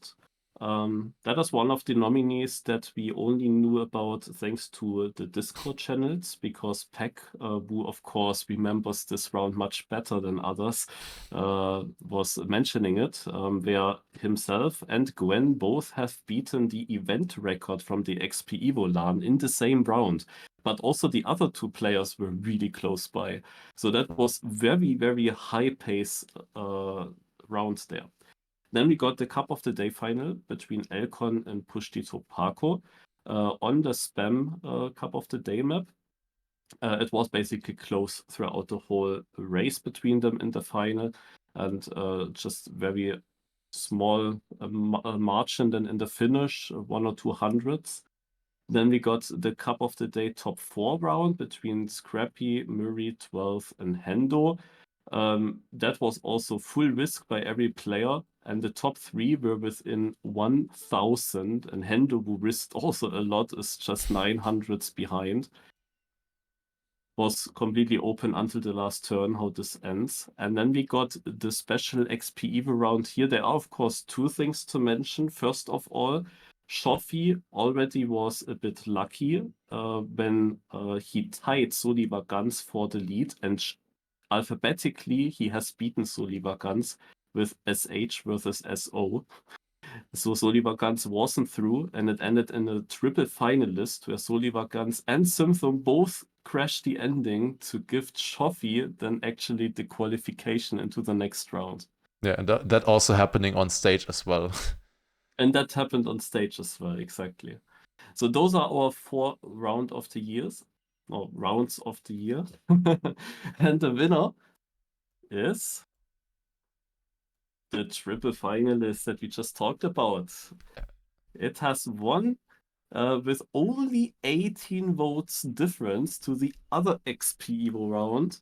And then we have a gap to the 2 Cup of the Day rounds. I also saw when I checked the streamer reactions that went through the TM Awards, it's rather so now Cup of the Day is not important enough than rather voting here for XP Evo. And we see that also in the results, 458 then for the top 4 round in the Cup of the Day, and the final at 394 votes. Yeah, this is especially a category where it's very helpful if we have a little bit of help, because finding insane rounds with insane pace is always going to be very difficult. That's basically not feasible to search through every single event.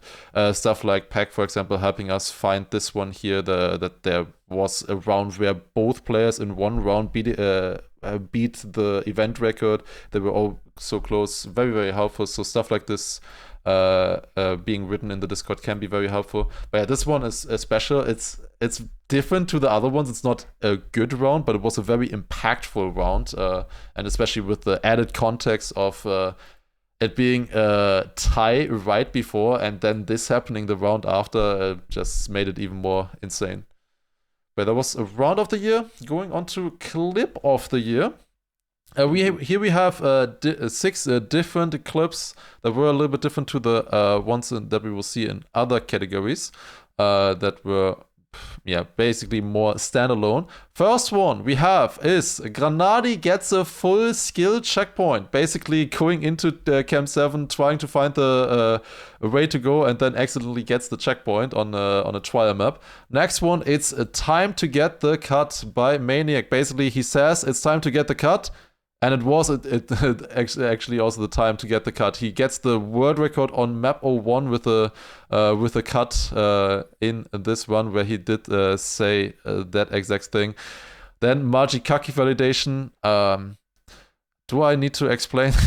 Do I need to explain this? I'm just gonna play it. Wait. Hot take. Penises are not pretty. Boobs are very pretty. Ah! No! What the no! So that was her Kaki validation. That's what happened in her Kaki validation. Great timing. Then this one was a clip that also went a little bit viral. It was Nude by Virtual, where he got a top 3 on this cut track with a penguin skin, or with a penguin skin. Also quite special. Then here we had a very cute interaction, Winchester, between Massa and someone that in matchmaking voice chat. Just very cute interaction there. It's really funny, and it also stuck as a bit of a meme in their circuits as well. And then lastly we have basically the exact same clip as with Granadi. It was Yannick's accidental Kaki finish, where he as well just went into Camp 7, and then while being in Camp 7 he was the first finisher on this track.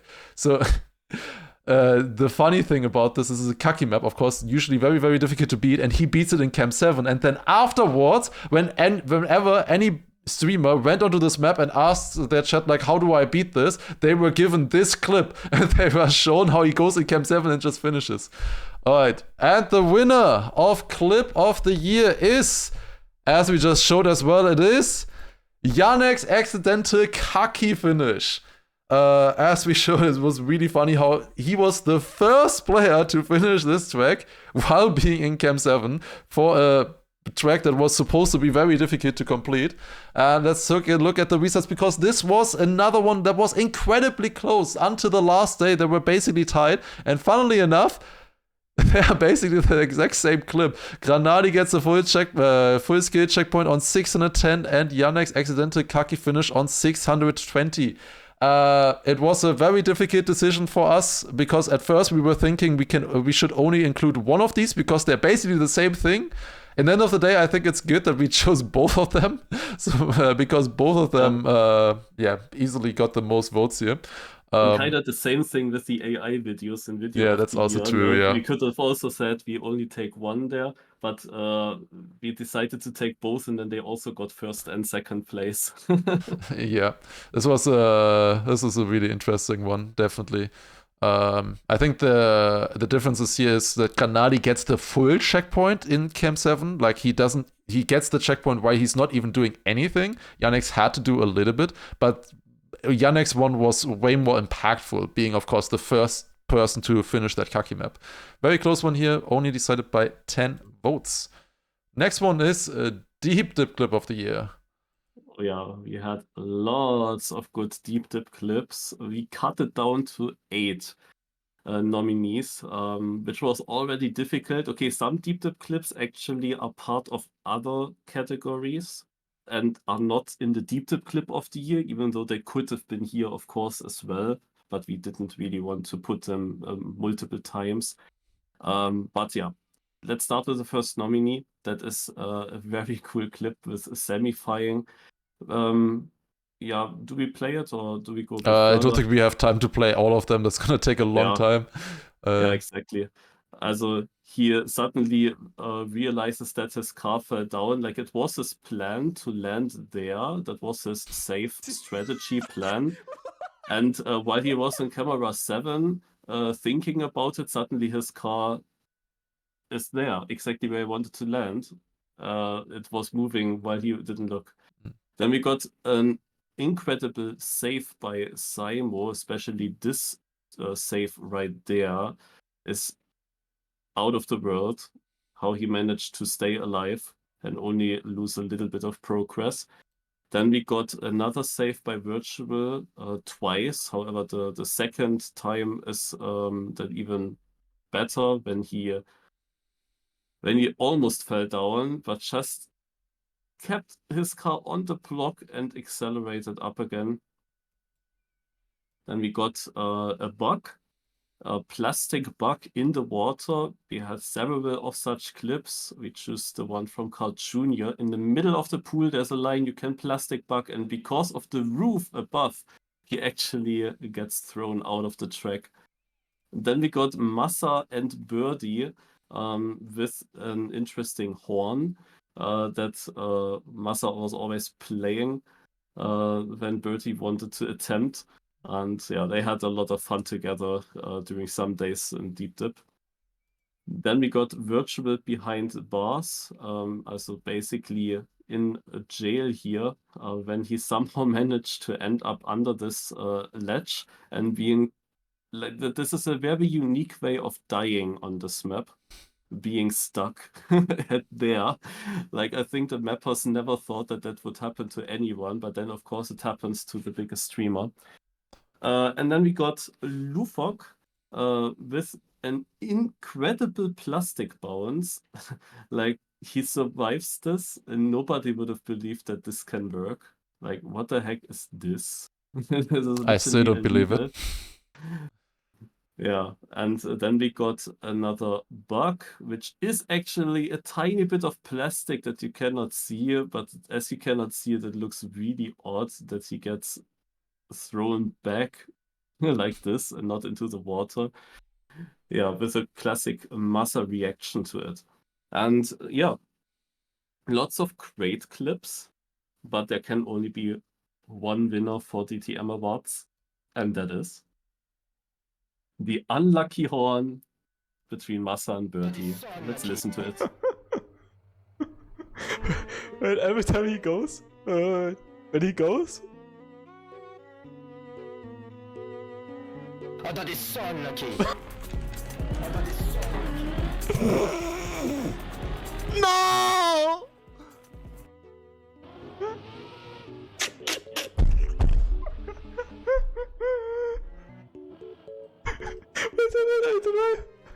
Wait. Summer time. Oh, that is so unlucky. Oh, God. Oh, that is so unlucky.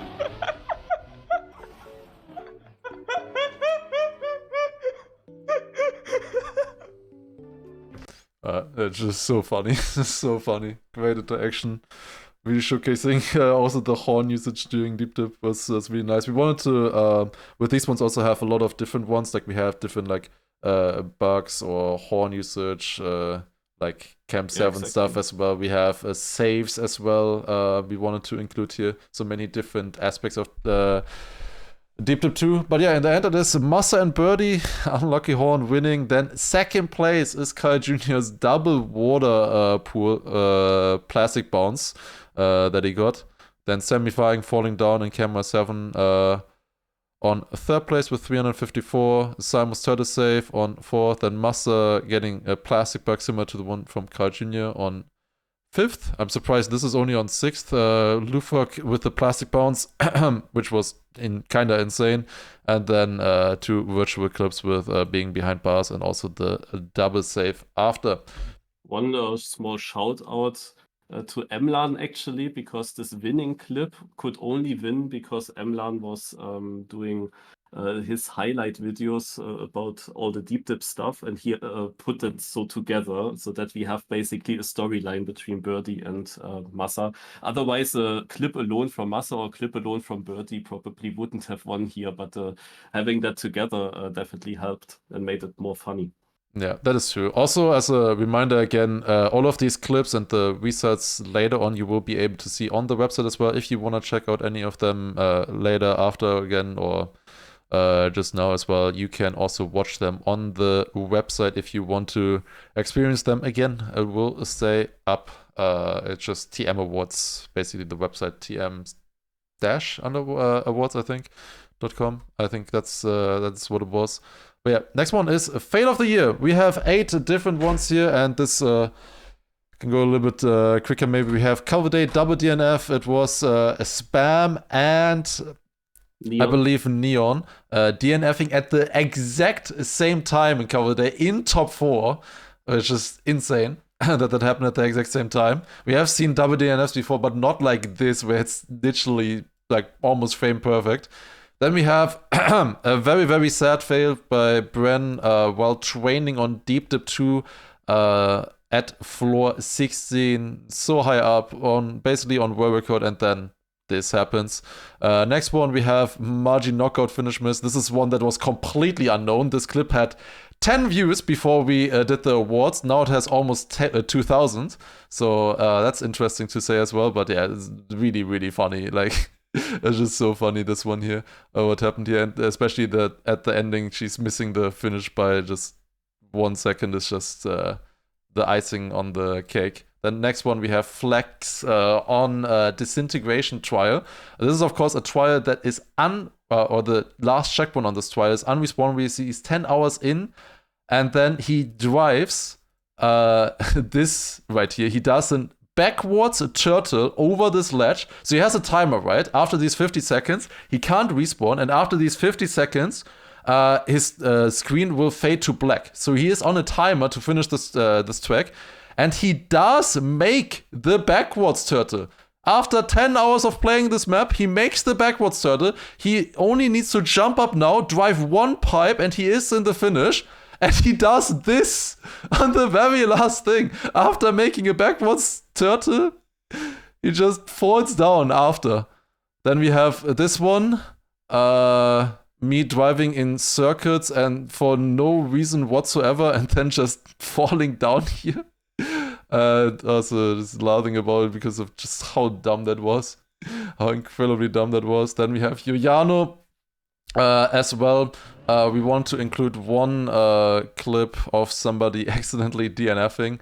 And here it happens, especially what he's saying is also really helping. He's like so happy to be back at 4-8 finally after 4 hours of work, and then he just DNFs it away. And then we also have Mother fail on Trompus. This was on world record, of course. He was on world record, fighting for it for months at this point. And then on the very last jump, he's on world record by a minute. And this happens. He bounces to the side, he hits the bumper in the wrong way, and then falls down into a 2-wheel. And afterwards, it took him then over a week to get the world record back, I think. Insane as well. And then also we have virtual Kakife. The fail itself is not really that important. We could have gone into maybe Jinx as well, but it was just funny because of wait, I showed this. And then backflip over there. Oh, it's very mean to put it at ice blocks in the ending. You say no. The timing there was just so good. The timing was just so good to say mean to have ice blocks there, and then he exactly fails because of that. But anyways, we have Fail of the Year. Those were the 8 nominees that we chose for this one. And in the end, the winner is Cup of the Day Double DNF from Spam and Neon.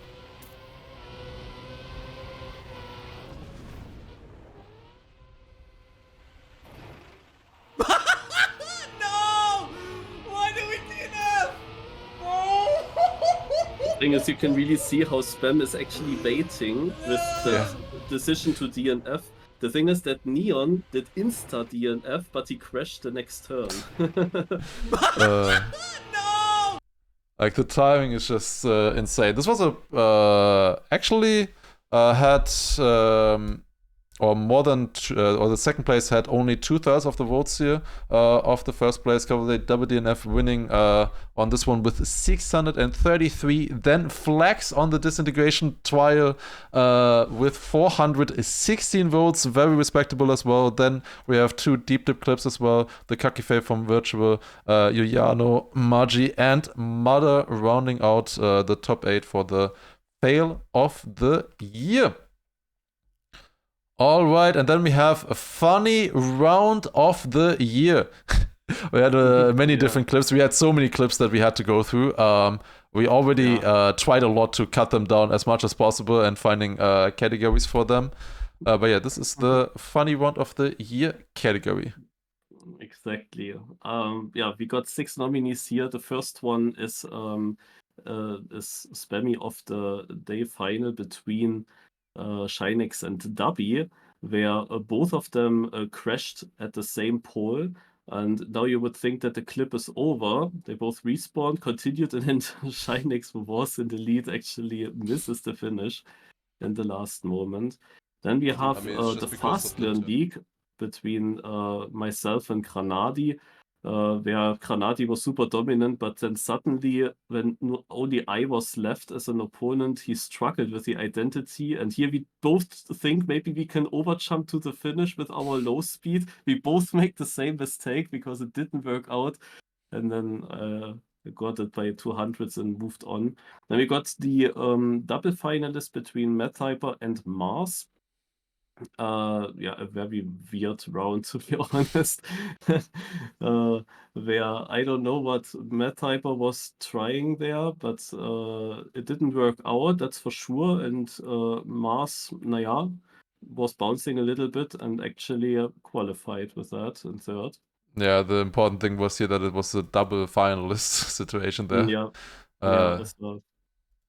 Then this one here needs a lot of explaining. It is not as funny. It is, of course, the typical ice moment that you see now. Hold on. And there we go. But there is more to this round than just the slide out. It is the fact that Hostile slid out as finalist. Sake actually survived it, but tied Didi on the 1000. And Sake lost by alphabet as finalist against Didi, who was missing 1 point to become finalist.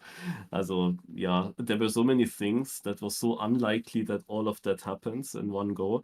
And then we have this very funny clip where the whole team in Netherlands here does the exact same mistake in the transition. While, of course, the other team completely survives. We don't see that very often. And then we have a second grand final of Spammy of the Day. And this one here is also very funny because he expects now, after seeing one crash, he expects the other driver to finish, but he doesn't come. He also must have crashed, and then they actually both come at the same time. Also very funny round. So we have twice Spammy of the Days. And what will actually take the win here? It is, and I cannot believe it. How is that possible? But it is the Fastlane League. Marius versus Granadi. Because of the jump. Here we can see it again as well. Oh my fucking God. Ja, Bruder. Hallo? Yep, both of them crashing the same thing, first of all, in the identity. What are you guys doing? Wait, this is close. Does this work? No! There's no way! What? What are you doing? There you go. That was the round. Alright, does this work? Both crash the exact same way, and that they're just like exactly tied on the finish line, and it is in the last chance, which could have ended the whole tournament there. Definitely elevate that one. It was a pretty close fight. This one against the Spammy of the Day final from Shinex and a Dubby with the double risky flag incident, and then the finish incident as well after. 452 points against 484. Yeah, Then we have the triple and L crash afterwards, with 415, 411 for Method vs. Mars. The other spam final, then in 5th place, and the random weekly shroom, which is obviously something nobody would have. Like, this is only here because I'm at the award show. But it is so special. It had to be included. It would be missing if it wasn't there. It would definitely be missing. But yeah, it's quite incredible how close the top 4 here were. 411 versus 484, first to fourth. Really, really close stuff. All right, and the next one is a bug of the year. We have 8 different bugs here. These ones are pretty quick as well. We have, first of all, the transformation bug, which was also used later on in the cut on this track here. Basically, this is a bug that got fixed afterwards, where you like brake while you go into a car gate, and then you just get yeeted if you do the same thing in another car gate again, if you transform into a different car. Then we also have Virtual Explores the Void, also a clip that went pretty viral, was him on deep dip, clipping through the ground and having to reset his run like this, which is just insane that this would happen on deep dip of all places, in a jump like that.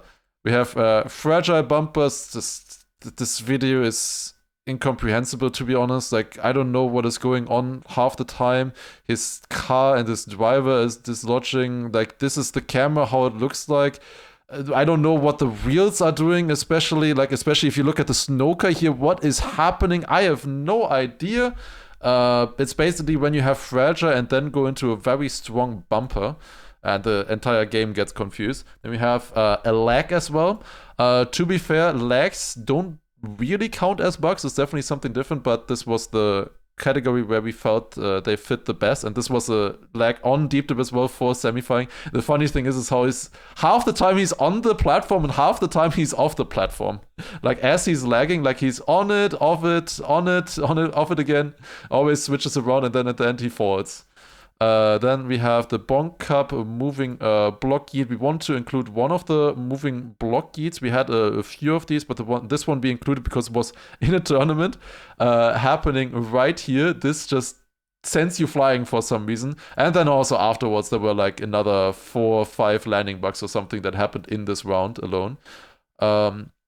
Then we have the entire diff 1 getting knocked out. I don't know, there was some server issue or something going on in diff 1, and then this happened. 62 players knocked out.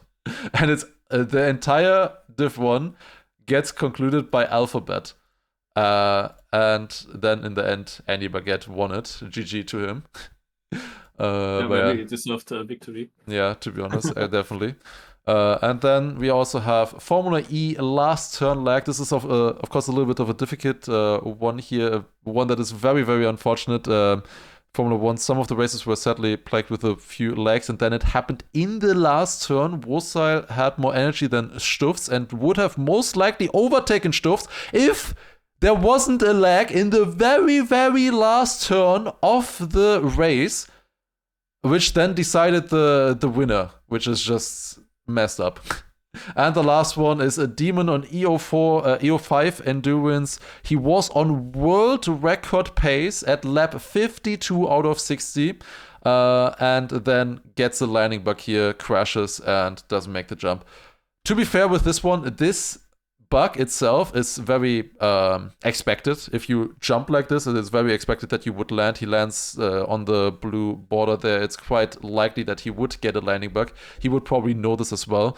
It is in array, sadly, in this game, it is a mistake. However, it was a very, very, very costly and impactful mistake. Being -5 seconds on EO5 this far into the track. Very, very unfortunate stuff.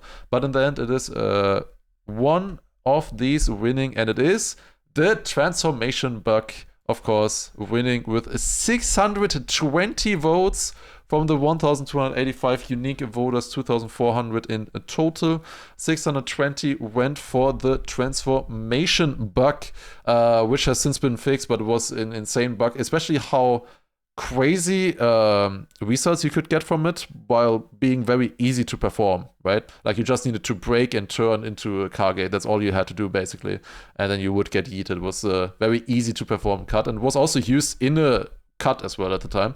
Then we have the entire Div 1 getting knocked out, which is just so stupid that happened. The fragile bumpers after, and these three had a lot of votes in this category: 620, 578, and 461. The others then trailing a little bit further behind, with Demon on fourth, and the virtual clip through on fifth, and semifying Deep Black, and then the moving block yeet, and also the Formula E last turn lag as well. Alright, and the last category for video of the year, we have Jinx of the year. Exactly. Yeah, all of them are of course amazing. It starts with Granati here on the Cup of the Day. I can risk here on this map, I feel like, and like when I have a wrong approach, I can still save it without full dying, if that makes sense. Without full dying.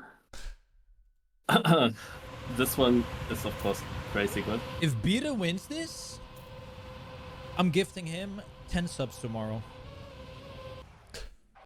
The instant response is always so good. Like, yeah. Oh, yeah.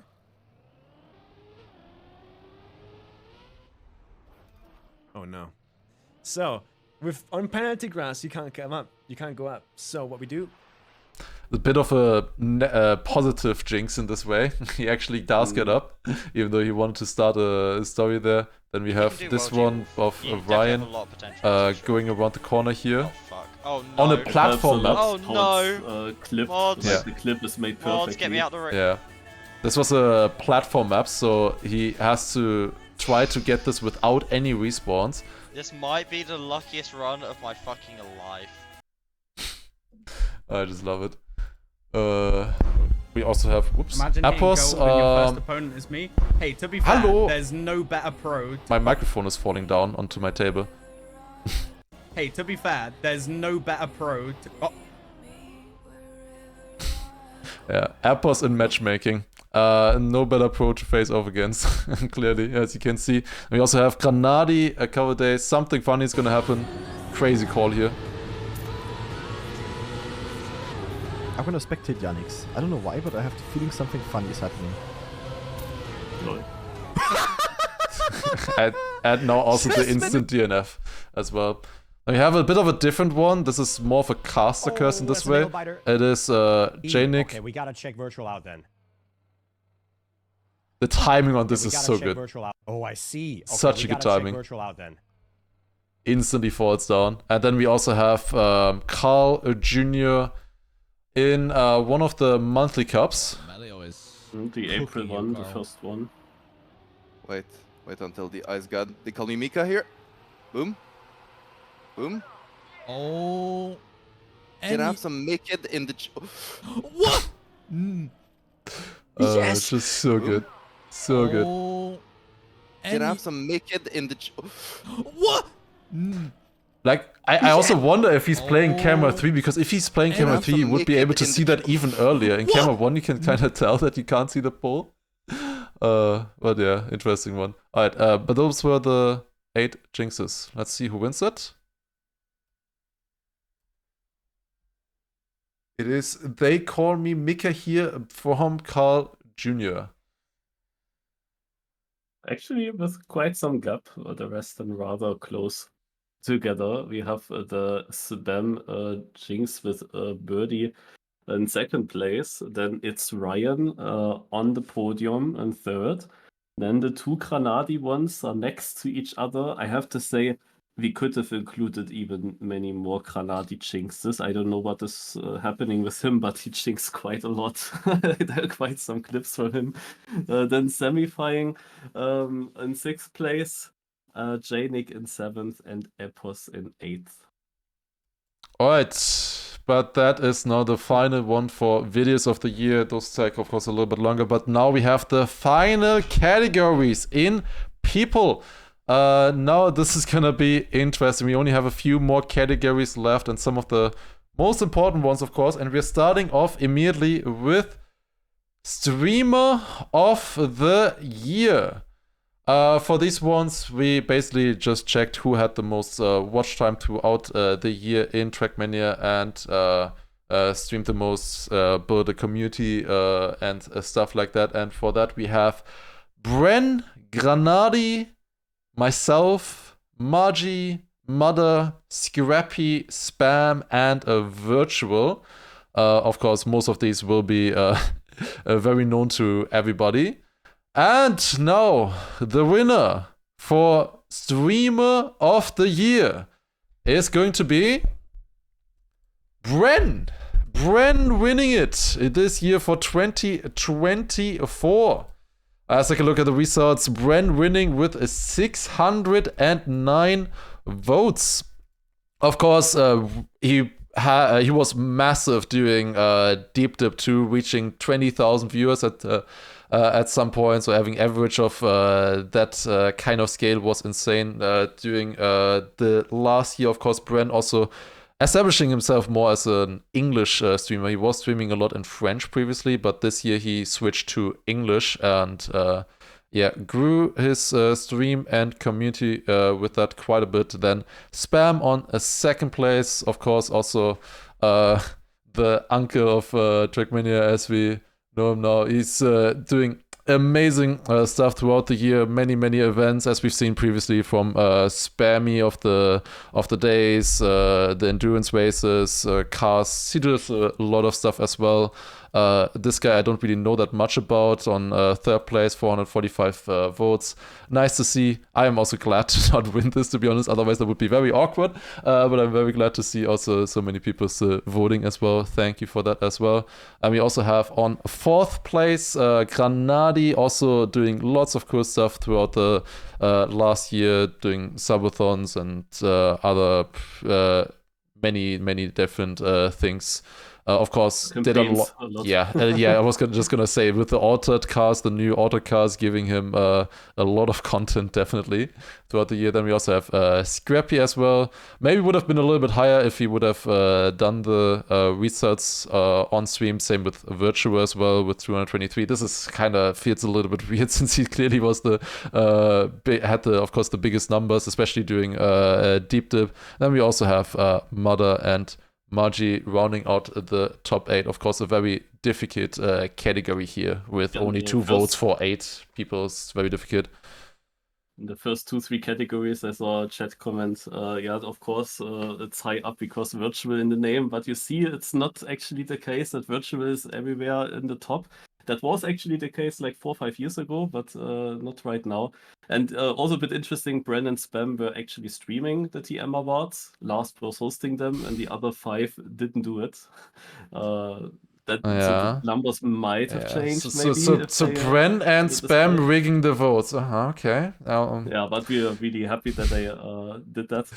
Yeah, of course. It was very nice to see everybody engaging with the awards. Of course, was cool to see, and would love to see that in the future as well. Always nice to see reaction to stuff as well. And it was nice to see seeing people having fun with it, and also reliving a lot of the moments from the last year is always quite a nice thing. That is also what the awards are for, after all, to relive some of the stuff that happened through the last year and basically celebrate what we were able to achieve as a community. And the next one is upcoming Streamer of the Year. Basically, streamers that started streaming in 2024 or have shown significant growth. Basically, there's so many streamers that we can showcase, but we want to showcase in general people who just started or are growing a lot through the last year. And for that, we have the first nominee is Faju Galu. Of course, many people know that he is doing a Deep Dip, a challenge where he is trying to finish that as his first map. He is currently 850 hours in. Of course, a little bit of a smaller streamer at this point, but he started in 2024 and very nice atmosphere in his streams. Then we have Ryan doing quite a bit of variety in his streams as well. Obviously, a lot of campaign hunting, especially on wetwood maps, especially.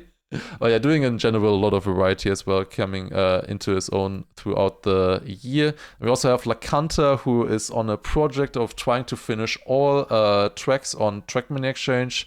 Of course, also he is quite a few of these are, of course, at different times as well. Obviously, La Canta, as you can maybe tell from New Zealand, at different time zones, which is sometimes difficult to reach for some people. Same thing you can say about Maniac, who is streaming in the night. He, of course, Campaign Hunter, we will maybe see him later on again as well in a different category. Of course, he has hunted the campaigns a lot, getting top 3 in every single campaign the last year, and yeah, really growing his stream a lot through that. Then Semifying, I think, goes...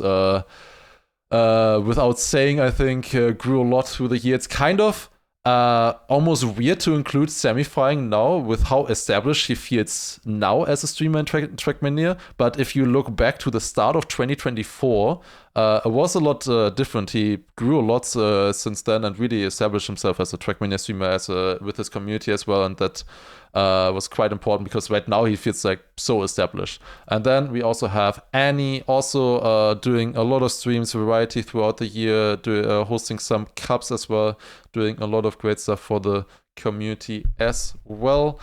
But in the end, of course, can only be one winning here, and it is Semifying winning it. Semifying winning upcoming streamer of the year with 1,079 votes. On front of Maniac with 431, taking a lot of votes from the available votes here, 1,378 unique ones we had, taking almost half of the pie. Then we also have Ryan high up there as well, Annie, and then La Canta on 5th, and Fajigalu on 6th. Of course, this is representing a little bit their average view counts as well. If you take a look at that, it's pretty similar to that, which, of course, the more known you are, the more likely it is to get votes. But it's very nice to see all of these streamers this year, and I hope to see many more streamers in this category for the next year, 2025, or this year rather, as well. A category that is always nice when you have many different people here. I also remember last year we hosted our TM Award show in April. And when we were there showing the results, or also when we were showing the nominees for 2023, everyone said, hey, we are Semifying, he's the upcoming streamer. So you have to think a little bit back in time. We couldn't include him in 2023 because he started basically in Trackmania with 2024, but our award show for 2023 came so late. And now it was back then a very obvious winner already for the community that Semifying has to win upcoming streamer kind of in this edition here. Next one we have is Community Person of the Year. Oh yeah, we got here 8 nominees, and there could be even many more. So there are so many. Like Trackmania gets run by the community, you can say. Many people make here a great job. There are many more you could include. We decided now for 8 that you were able to vote for, starting with Bö. Yeah, this is of course a very difficult thing to vote for because all of them do great work for the community. Exactly. It feels a little bit weird sometimes to vote for them, but in a way also we are able to recognize all the effort that they're putting in. Of course, even if you would get last place here, we are very thankful for everybody here and also for everybody here who wasn't nominated as well. So I think that's also very important to remember. Exactly. Yeah, Bö does a lot here with the server plugins. We saw it also now in the Red Bull event, but also last year he helped, was it also 24-hour race and other stuff? Also definitely a very helping hand in the background for these competitions. Big Bang is the next one. Who has done the work on this GPXNet tour, where we could basically get old classic Trackmania maps and import them into the new Trackmania, into Team 2020. Then we got with Chakalu an event hoster. He's hosting 4 weekly cups each week, and the Survivor Cup is quite known, actually, quite famous. And there's also the 20 Cup with this very unique format. Like all of his cups have a unique format. Then we got Import. He was, of course, the main hoster for the XP Evo LAN. He put so much work into this LAN, and it is, of course, the greatest LAN, as you saw also in the results that we had last year. Yeah, with these ones, it was also impossible for us to write down everything that everybody did. Of course, Import did a lot more than this. Also, other people did a lot more than this and stuff like that. But it's like impossible to write everything. We would need to basically ask everybody in particular for that. But yeah, of course, all of them. It was hard to just give like descriptions here. Would be, of course, nice for like 2025 if there were also some helping hands for us as well, because it's very hard to track down like just how much all of these people helped Trackmania throughout the last year and how much they were involved with. There's, of course, not a website here where you can just simply look at that, what they did. Yeah, there's not a Wikipedia website for that, sadly. In other cases, Trackmania.io is extremely helpful that we have that. We have these YouTube channels. Guam uploading all the track of the day world records. We have the United and TN 2020 on the Nadio world record YouTube channels. All of that is mega helpful. Also, these people could be mentioned here that run these channels. And here, of course, we could maybe for next year need a bit of help to really see what they all did. Cam is, of course, already well known since many years in the community, always helping to run the tournament, especially as well. He was also event organizer on Comic-Con Baltics, Nitro Faint, the next nominee here for the TM News Discord, specifically runs all that stuff with the transfers between teams, the events, and so on, posts everything. Definitely a huge work by him as well. Then we got SRK, the next one, also hoster of Comic-Con Baltics, and generally all the Baltic tournaments. He's putting a lot of work into that and helped also with the World Tour. And then we got Xertrov. Now, he is, of course, the plugin guy. Created several very helpful plugins, and we had him, of course, also earlier in the Plugin of the Year category. And the winner between these 8 amazing community members is Xertrov. GG to Xertrov. I think deserved. His plugins are just making Trackmania experience so much better. But of course, as we already mentioned, all the other members here as well, like, thanks to all of them that they are doing that work. And you see that Cam also got a lot of votes in second place, and the rest is extremely even. Basically next to each other: Boo, SRK, Big Ben, Nitro Faint, Import, and Chakalu. Yeah, incredibly close for everyone here, and it's just ranking or something feels, of course, very wrong, because all of this is just great stuff for the entire community. So thanks everybody for this. Xertrov, of course, we saw previously he had the double win in Plugin of the Year, winning, getting first and second place there. So definitely up there. Of course, Cam up here as well as the fixer of things, just helping out everywhere.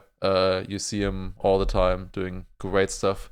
It's always maybe difficult with Cam because I feel like he doesn't have like one huge thing, but he's just like everywhere, like he's always helping, and everybody else also just doing great stuff here across the board. All right, and the next one is a Team of the Year. For this, we chose 6 different teams. We have basically different types of teams here. We have 4 teams that are more competitive oriented, or just in general competitive oriented. For that, we have 4 wheels who have quite a few decent results. You can see all of the results on the Wikipedia pages, but here we also wrote the ones that particularly stood out, like first in the Eclipse Mixed Championship. We also have Evo winning a lot of different things, participating in Mixed, in Ice, in Full Speed, and so many different things. Or not actually in Full Speed, never mind, that was Shift. Shift, of course, was the ones who also participate in Full Speed series as well, or doing really well there. Obviously, Evo earlier also hosting XP Evo's Wombo, of course, also winning quite some stuff as well. These were the 4 normal competitive teams. Then we also have Big, of course. Also, obviously, a competitive team, but also hosted the big LAN race, Warwick Duo Dash, Big Egg Monthly Cup, and the Muspus event throughout the years, and also brought in 2 new players through the Big Selector program, and also some analysts or something. They went from 2 players to 5. Very nice to see the involvement in Trackmania, and basically one of the last big teams is standing and supporting throughout the year. And hopefully that will increase again throughout this year. Fingers crossed. And then we have Waypoint. Of course, very different in this case. Instead of competitive, it's a mapping team. The one mapping team we decided to include here. There are quite a few other mapping teams as well, of course, but we included Waypoint. They also hosted 2 events, 3WP and also the Nomad Duo Trial Discovery, which were very fun. But in general, just you will see Waypoint everywhere. They got also now, they were, for Mapper of the Year, they were the top 3 as well, I think. Also top 2 in competitive Mapper of the Year, or top 3, I don't even know how. They are all up there. Yeah, great maps throughout the year. But in the end, it can only be one team winning. And it is going to be Big. Big winning it with a big margin as well. 843 votes going to Big. Then on second place, it's Waypoint, interestingly, actually. With 632. Waypoint on second place for Team of the Year. And then the 4 other competitive teams with 334, 276 for Evo and Shift. Then 4 Weirds on 154 and Jumbo on Wumbo. Pardon me, with 77. Whoops. But yeah, really close stuff here. Maybe you could argue that the 2 votes really helped out, like Waypoint and Big as well, because they stand out. Like Waypoint is the one mapping team. Big is the team that is doing like that, has like TMGL level players, and also is doing events on the side. Like they stand out a little bit more than these teams who are mainly just known for their competitions. And yeah, so that definitely helps with the 2 vote system, especially for Waypoint. All right. Next one is going to be Caster of the Year. Yeah, here we have 6 nominees. That being Boni, and then we have Geek, or however I should pronounce them correctly. Then we have Legion, casting at XP Evo as well. Then we have Nualok. We got Turbo and Wille. Now, Wille was a bit controversial because he casted Deep Dip.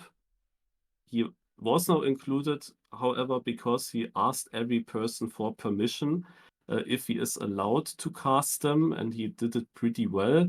But he also casted Puzzlemania. I think we forgot to mention that, but he was also casting a real thing besides Deep Dip 2. Yeah, the first 5, of course, are just standard. You will see them for matches as the casters, casting stuff like XP Evo Final, World Cup, many different things. All of these you will see. Wille in the comparison is a bit of a different type of caster in this case, but we felt I wanted to include him here as well for his casting job throughout the year, and also, of course, casted some other stuff as well, other than just Deep Dip 2, but of course, very different. And as we said previously, also with the second vote, if you do something different, that can be very useful if you're doing something unique. But in the end, the winner is going to be Turbo. Yo, GG to Turbo. He won it again. Got the most votes here, 541 in first place, followed by Wille, who got then actually second. And then we have Geek in third place with 424. And then a small gap to Boni, Nualok, and Legion. Yeah, with also, of course, with some of these, maybe like Nualok, Legion, they're doing fantastic casts, but maybe their names are not as known to some people.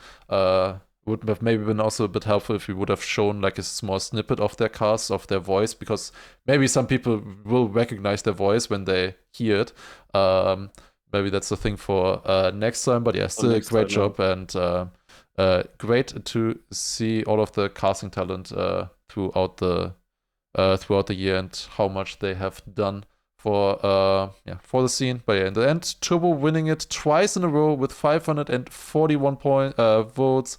Willow also then up there as, of course, a very unique vote in this case with 484, and also GG with a very respectable 424, also casting a lot of things like XP Evo and also stuff like Formula E and a lot of other stuff as well. All right, and the next one is Classic Player of the Year. Yeah, I think I take that over. Yeah. Yeah, we got 6 nominees here. And the first one, also we included here players from the old Trackmania games, but also players with the old cars in the new Trackmania game. And the first nominee here is Granadi, who is, of course, achieving a lot of very good results in Cup of the Days with these old cars. He's playing campaigns with old cars. He has also good results in some of the United hosted tournaments in Team 2020, like the Snow of the Week or Original of the Week. He got actually his Cup of the Day winning thing, no, where he won every single round. He got that already in the Original of the Week against United players. He was doing a clean sweep in the knockout, also won the seeding. Also, yeah. He had that already last time, but we didn't include it because the one from this year definitely is a bit stronger for next award show. Yeah, then we have the second nominee, Link. He is now the person with the most world records in the Trackmania Nations Forever campaign. And next to that, he also was doing really good in Kaki events. In Kaki United even, like he's a stadium player, but he did super good in Kaki United and also in the Team NF Kaki event.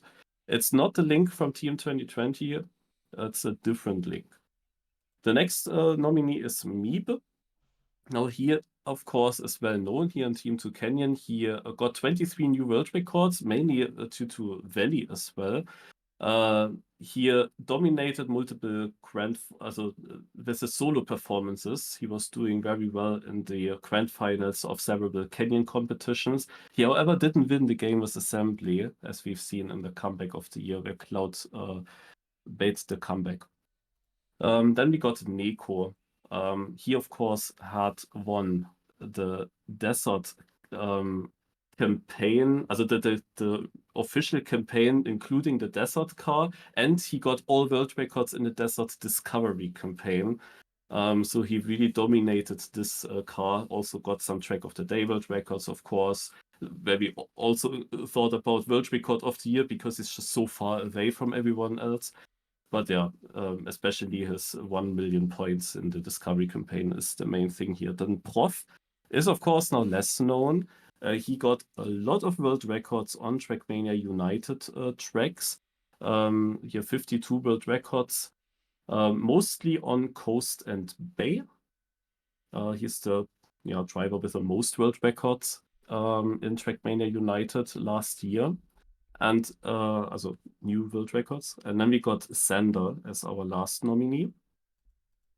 And here was especially good with the rally car, the Rally Discovery campaign. He was leading at the time when he was playing. He has an incredible world record on map 25 there, where he's 4 seconds ahead of second place. But he was, of course, also known for the appearance in the Cup of the Day, where he denied the clean sweep from Granadi and beat Granadi in the end. And as he didn't play any other Cup of the Day afterwards, he has a winning ratio of 100%.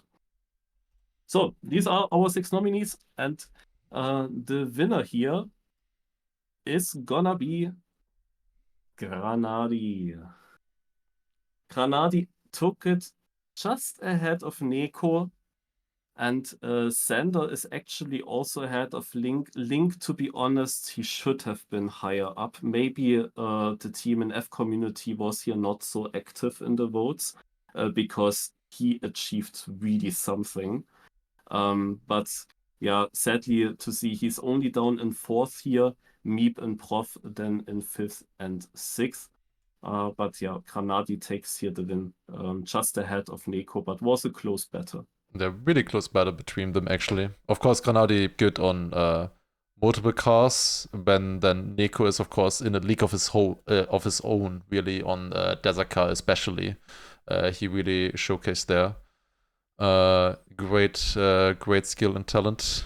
Yeah, that was Classic Player of the Year. We have 2 categories left. First of which being Most Improved Player of the Year. For this, we have 6 different nominees. First of which being Brinken, who just in general improved a lot throughout the year. You could really tell, if you followed competitions, quite a strong performances. Also got picked up by a pro team at the time as well. Then we have Charles improving a lot in the American tournaments, a player from South America, of course, and yeah, having really strong showings there and doing very well. Then we also have Hendo, who improved a lot through the previous year as well. Of course, strong results in Cup of the Nights and stuff like that as well. Obviously, a bit less important than Cup of the Day, but if you're doing really well there, having so many wins, then of course that shows some improvement for sure. Also, of course, had the 10 knockouts in a row that he won. Then we also have Jadon, who improved a lot throughout the year. He played so many tournaments throughout the year. I think like 30, 40 different tournaments he only started in. It looked like he only started in like 2023 or early 2022 or something like that, from what I could tell from looking at Wikipedia. So fairly new player and doing pretty damn well on a lot of high stakes tournaments as well. Then we have Maniac, who as we said previously, was top 3 in every single campaign of 2024. And on average, he was 2nd place, 2nd, 1st, 2nd, 3rd, which is quite insane. With that, obviously, also the 1st place in trophies on Trackmania 2020, and yeah, just in general, improved a lot and yeah, strong showings throughout the year. And then we have a Samifying, improving a lot throughout the year as well. We mentioned earlier, of course, an upcoming streamer, but yeah, he got a 1st place in the Winter 2024 campaign, and then also a 6th place in a Deep Dip 2, always trying to improve himself and his his competitive drive. You can really tell when you follow him also in recent competitions as well, trying to improve himself always. And finally, the winner of Most Improved Player of the Year is going to be Samifying, with 951 votes out of the 1,320. Then on 2nd place, we have Maniac with 504, as we've shown previously, insane performances in campaigns. Then Hendo and Jadon incredibly close to each other, 258 versus 256. Then Brinken on 5th and Charles on 6th place. GG, that was Most Improved Player of the Year 2024. And now for the final category of today. We have 6 nominees left. Player of the Year. And let's take a look. Yeah, we basically included already 3 safe nominees. That is the Trackmania World Tour season winner, also the person with the most points, and that was Binks. He also got, of course, a lot of other very good results, such being 1st place in Volbeck Duo Dash. He got 3rd in the World Cup and 3rd in XP Evo, which was, of course, right after each other in the year. Also 2nd in Comic Con Baltics and in the in-core event. The next safe one, not Brenno, the next safe one is Massa, because he won the Trackmania World Tour playoffs. And we can maybe agree that this was, okay, Carl Jr. was of course missing there, as he was already qualified to the World Cup. But this was of course the highest level that we've seen, because it was not offline, it was online. Everyone had time to prepare, was on their own PCs, and that was the highest level. And Massa was qualifying there by winning the playoff. That is the main reason why we also included him. But he also had generally a good year. He was definitely having a better year than Granati in comparison, for example. Got second place Speaking World League, of course reached the World Cup, second place also in the big LAN race. Yeah, then we have of course also the world champion. That was the third safe nominee, and that is Carl Jr. So this first place, of course, is the main thing, but he also got first in the ETS LAN and third in the Volvic Duo Dash. The other three players, we got first of all a competitive one with Epos, who didn't win now who did win XP Evo and the Beacon World League, but was then not as successful in the World Cup itself, but he was also qualifying into it at least. Otherwise, you see here the fourth place in the Comic-Con Baltics as well. And then we have two nominees with a lot of prize money left. And that being, first of all, Bren, who was winning the biggest event with a Deep Dip, getting first place there. Otherwise, there is only a second place here in the Volvic Duo Dash, but also that, of course, a great result. But the Deep Dip win is, of course, the main reason why Bren is also included. And Elcon is our sixth nominee. He was literally just 2 hours after Bren in the finish. Also, that is still a lot of prize money for Bren, and Bren generally gained a lot of prizes again because he got also that first place in the Marchi Monday, and you know that the first place there is really, really getting a lot.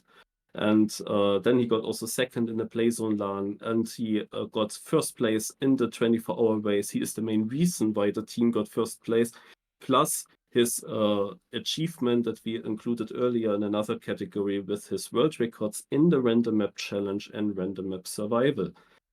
So these are our 6 nominees.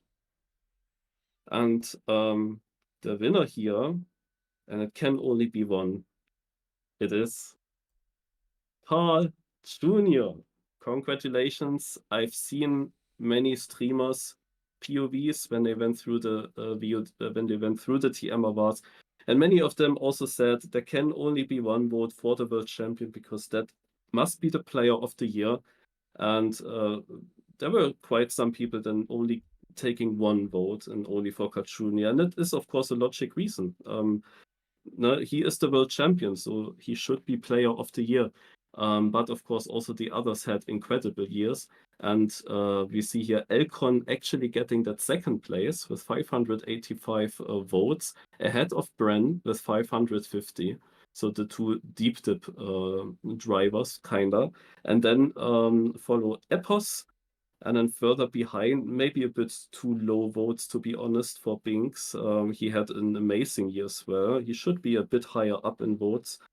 And we have then also Massa with 111. Yeah, definitely all of them doing great. Of course, with Carl Jr. winning World Cup, it was the biggest event throughout the year. And yeah, because of that, he had was pretty much the deserved and clear winner for this time. If there were more competitions, maybe you could reckon that not the World Cup champion would win it, but in a year like 2024, where the biggest the competitive scene, the biggest event was clearly the World Cup, then it makes total sense for the world champion to win. One maybe honorable mention here would have been Pack, because the reason why we didn't include him it was because he didn't have a win anywhere, but he did get second in the World Cup, and he also did get second in the XP Evo. But yeah, sadly no win, unfortunately. Yeah, he had even more second places. Yeah. Also Game Ward Cup he was second. Yeah, we could have included. Yeah, there's a lot of players that we could have included, but that is the reason why we chose these 6 players here, because they all had like a standout win for the player of the year. There's potentially some players that could have gotten more votes, but yeah, that's the reason why. All right, but that's the yeah, the Trackmania Awards for 2024 done and completed. We have looked through all the 43 different categories now from start to finish. A lot of categories, of course. If we do this again for 2025, which we will probably will, we will probably try to cut it down a little bit more and have a few less categories, but more impactful ones. But yeah, thank you all for being here and sticking with us through the awards. It was a lot of fun. Great to see the engagement with everything. And yeah, was over 105,000 votes total from everybody. The biggest category, I believe, was the second one, Battle of the Year, with 3,075 votes individually. But in general, across the board, was 105,000 votes total. Of course, again, thanks to Chris for setting up the entire website, helping us out so much with this. Also, I myself want to give a huge shout out, of course, to Marius. Just the amount of work that he did throughout the year, chronologically categorizing, writing down all of the different things that happened throughout the year. Without him, so many things would have been missed for the previous year. So he did a fantastic job. If you want to take a look at these widgets as well, they will be available soon on the website as well. If you miss any of the categories, if you want to take a look at some of them again, you can even download them as a picture, or also the full stats you can download here as well. You can take a look at all of them also later on. All of that done or from the website, of course, all of it done by Chris. We also had some judges as well that were helping us in the Discord and helping us decide on a few of the categories. And in general, as I previously mentioned, the Discord will stay open throughout the year now. With all of the categories being open, you can write in them. If you already have nominations for this year, 2025, you can already write them in the Discord, and with that, make the awards a little bit better again. Once again, this is the reason why we make these awards, is to just kind of celebrate everything that the community was able to achieve throughout the year.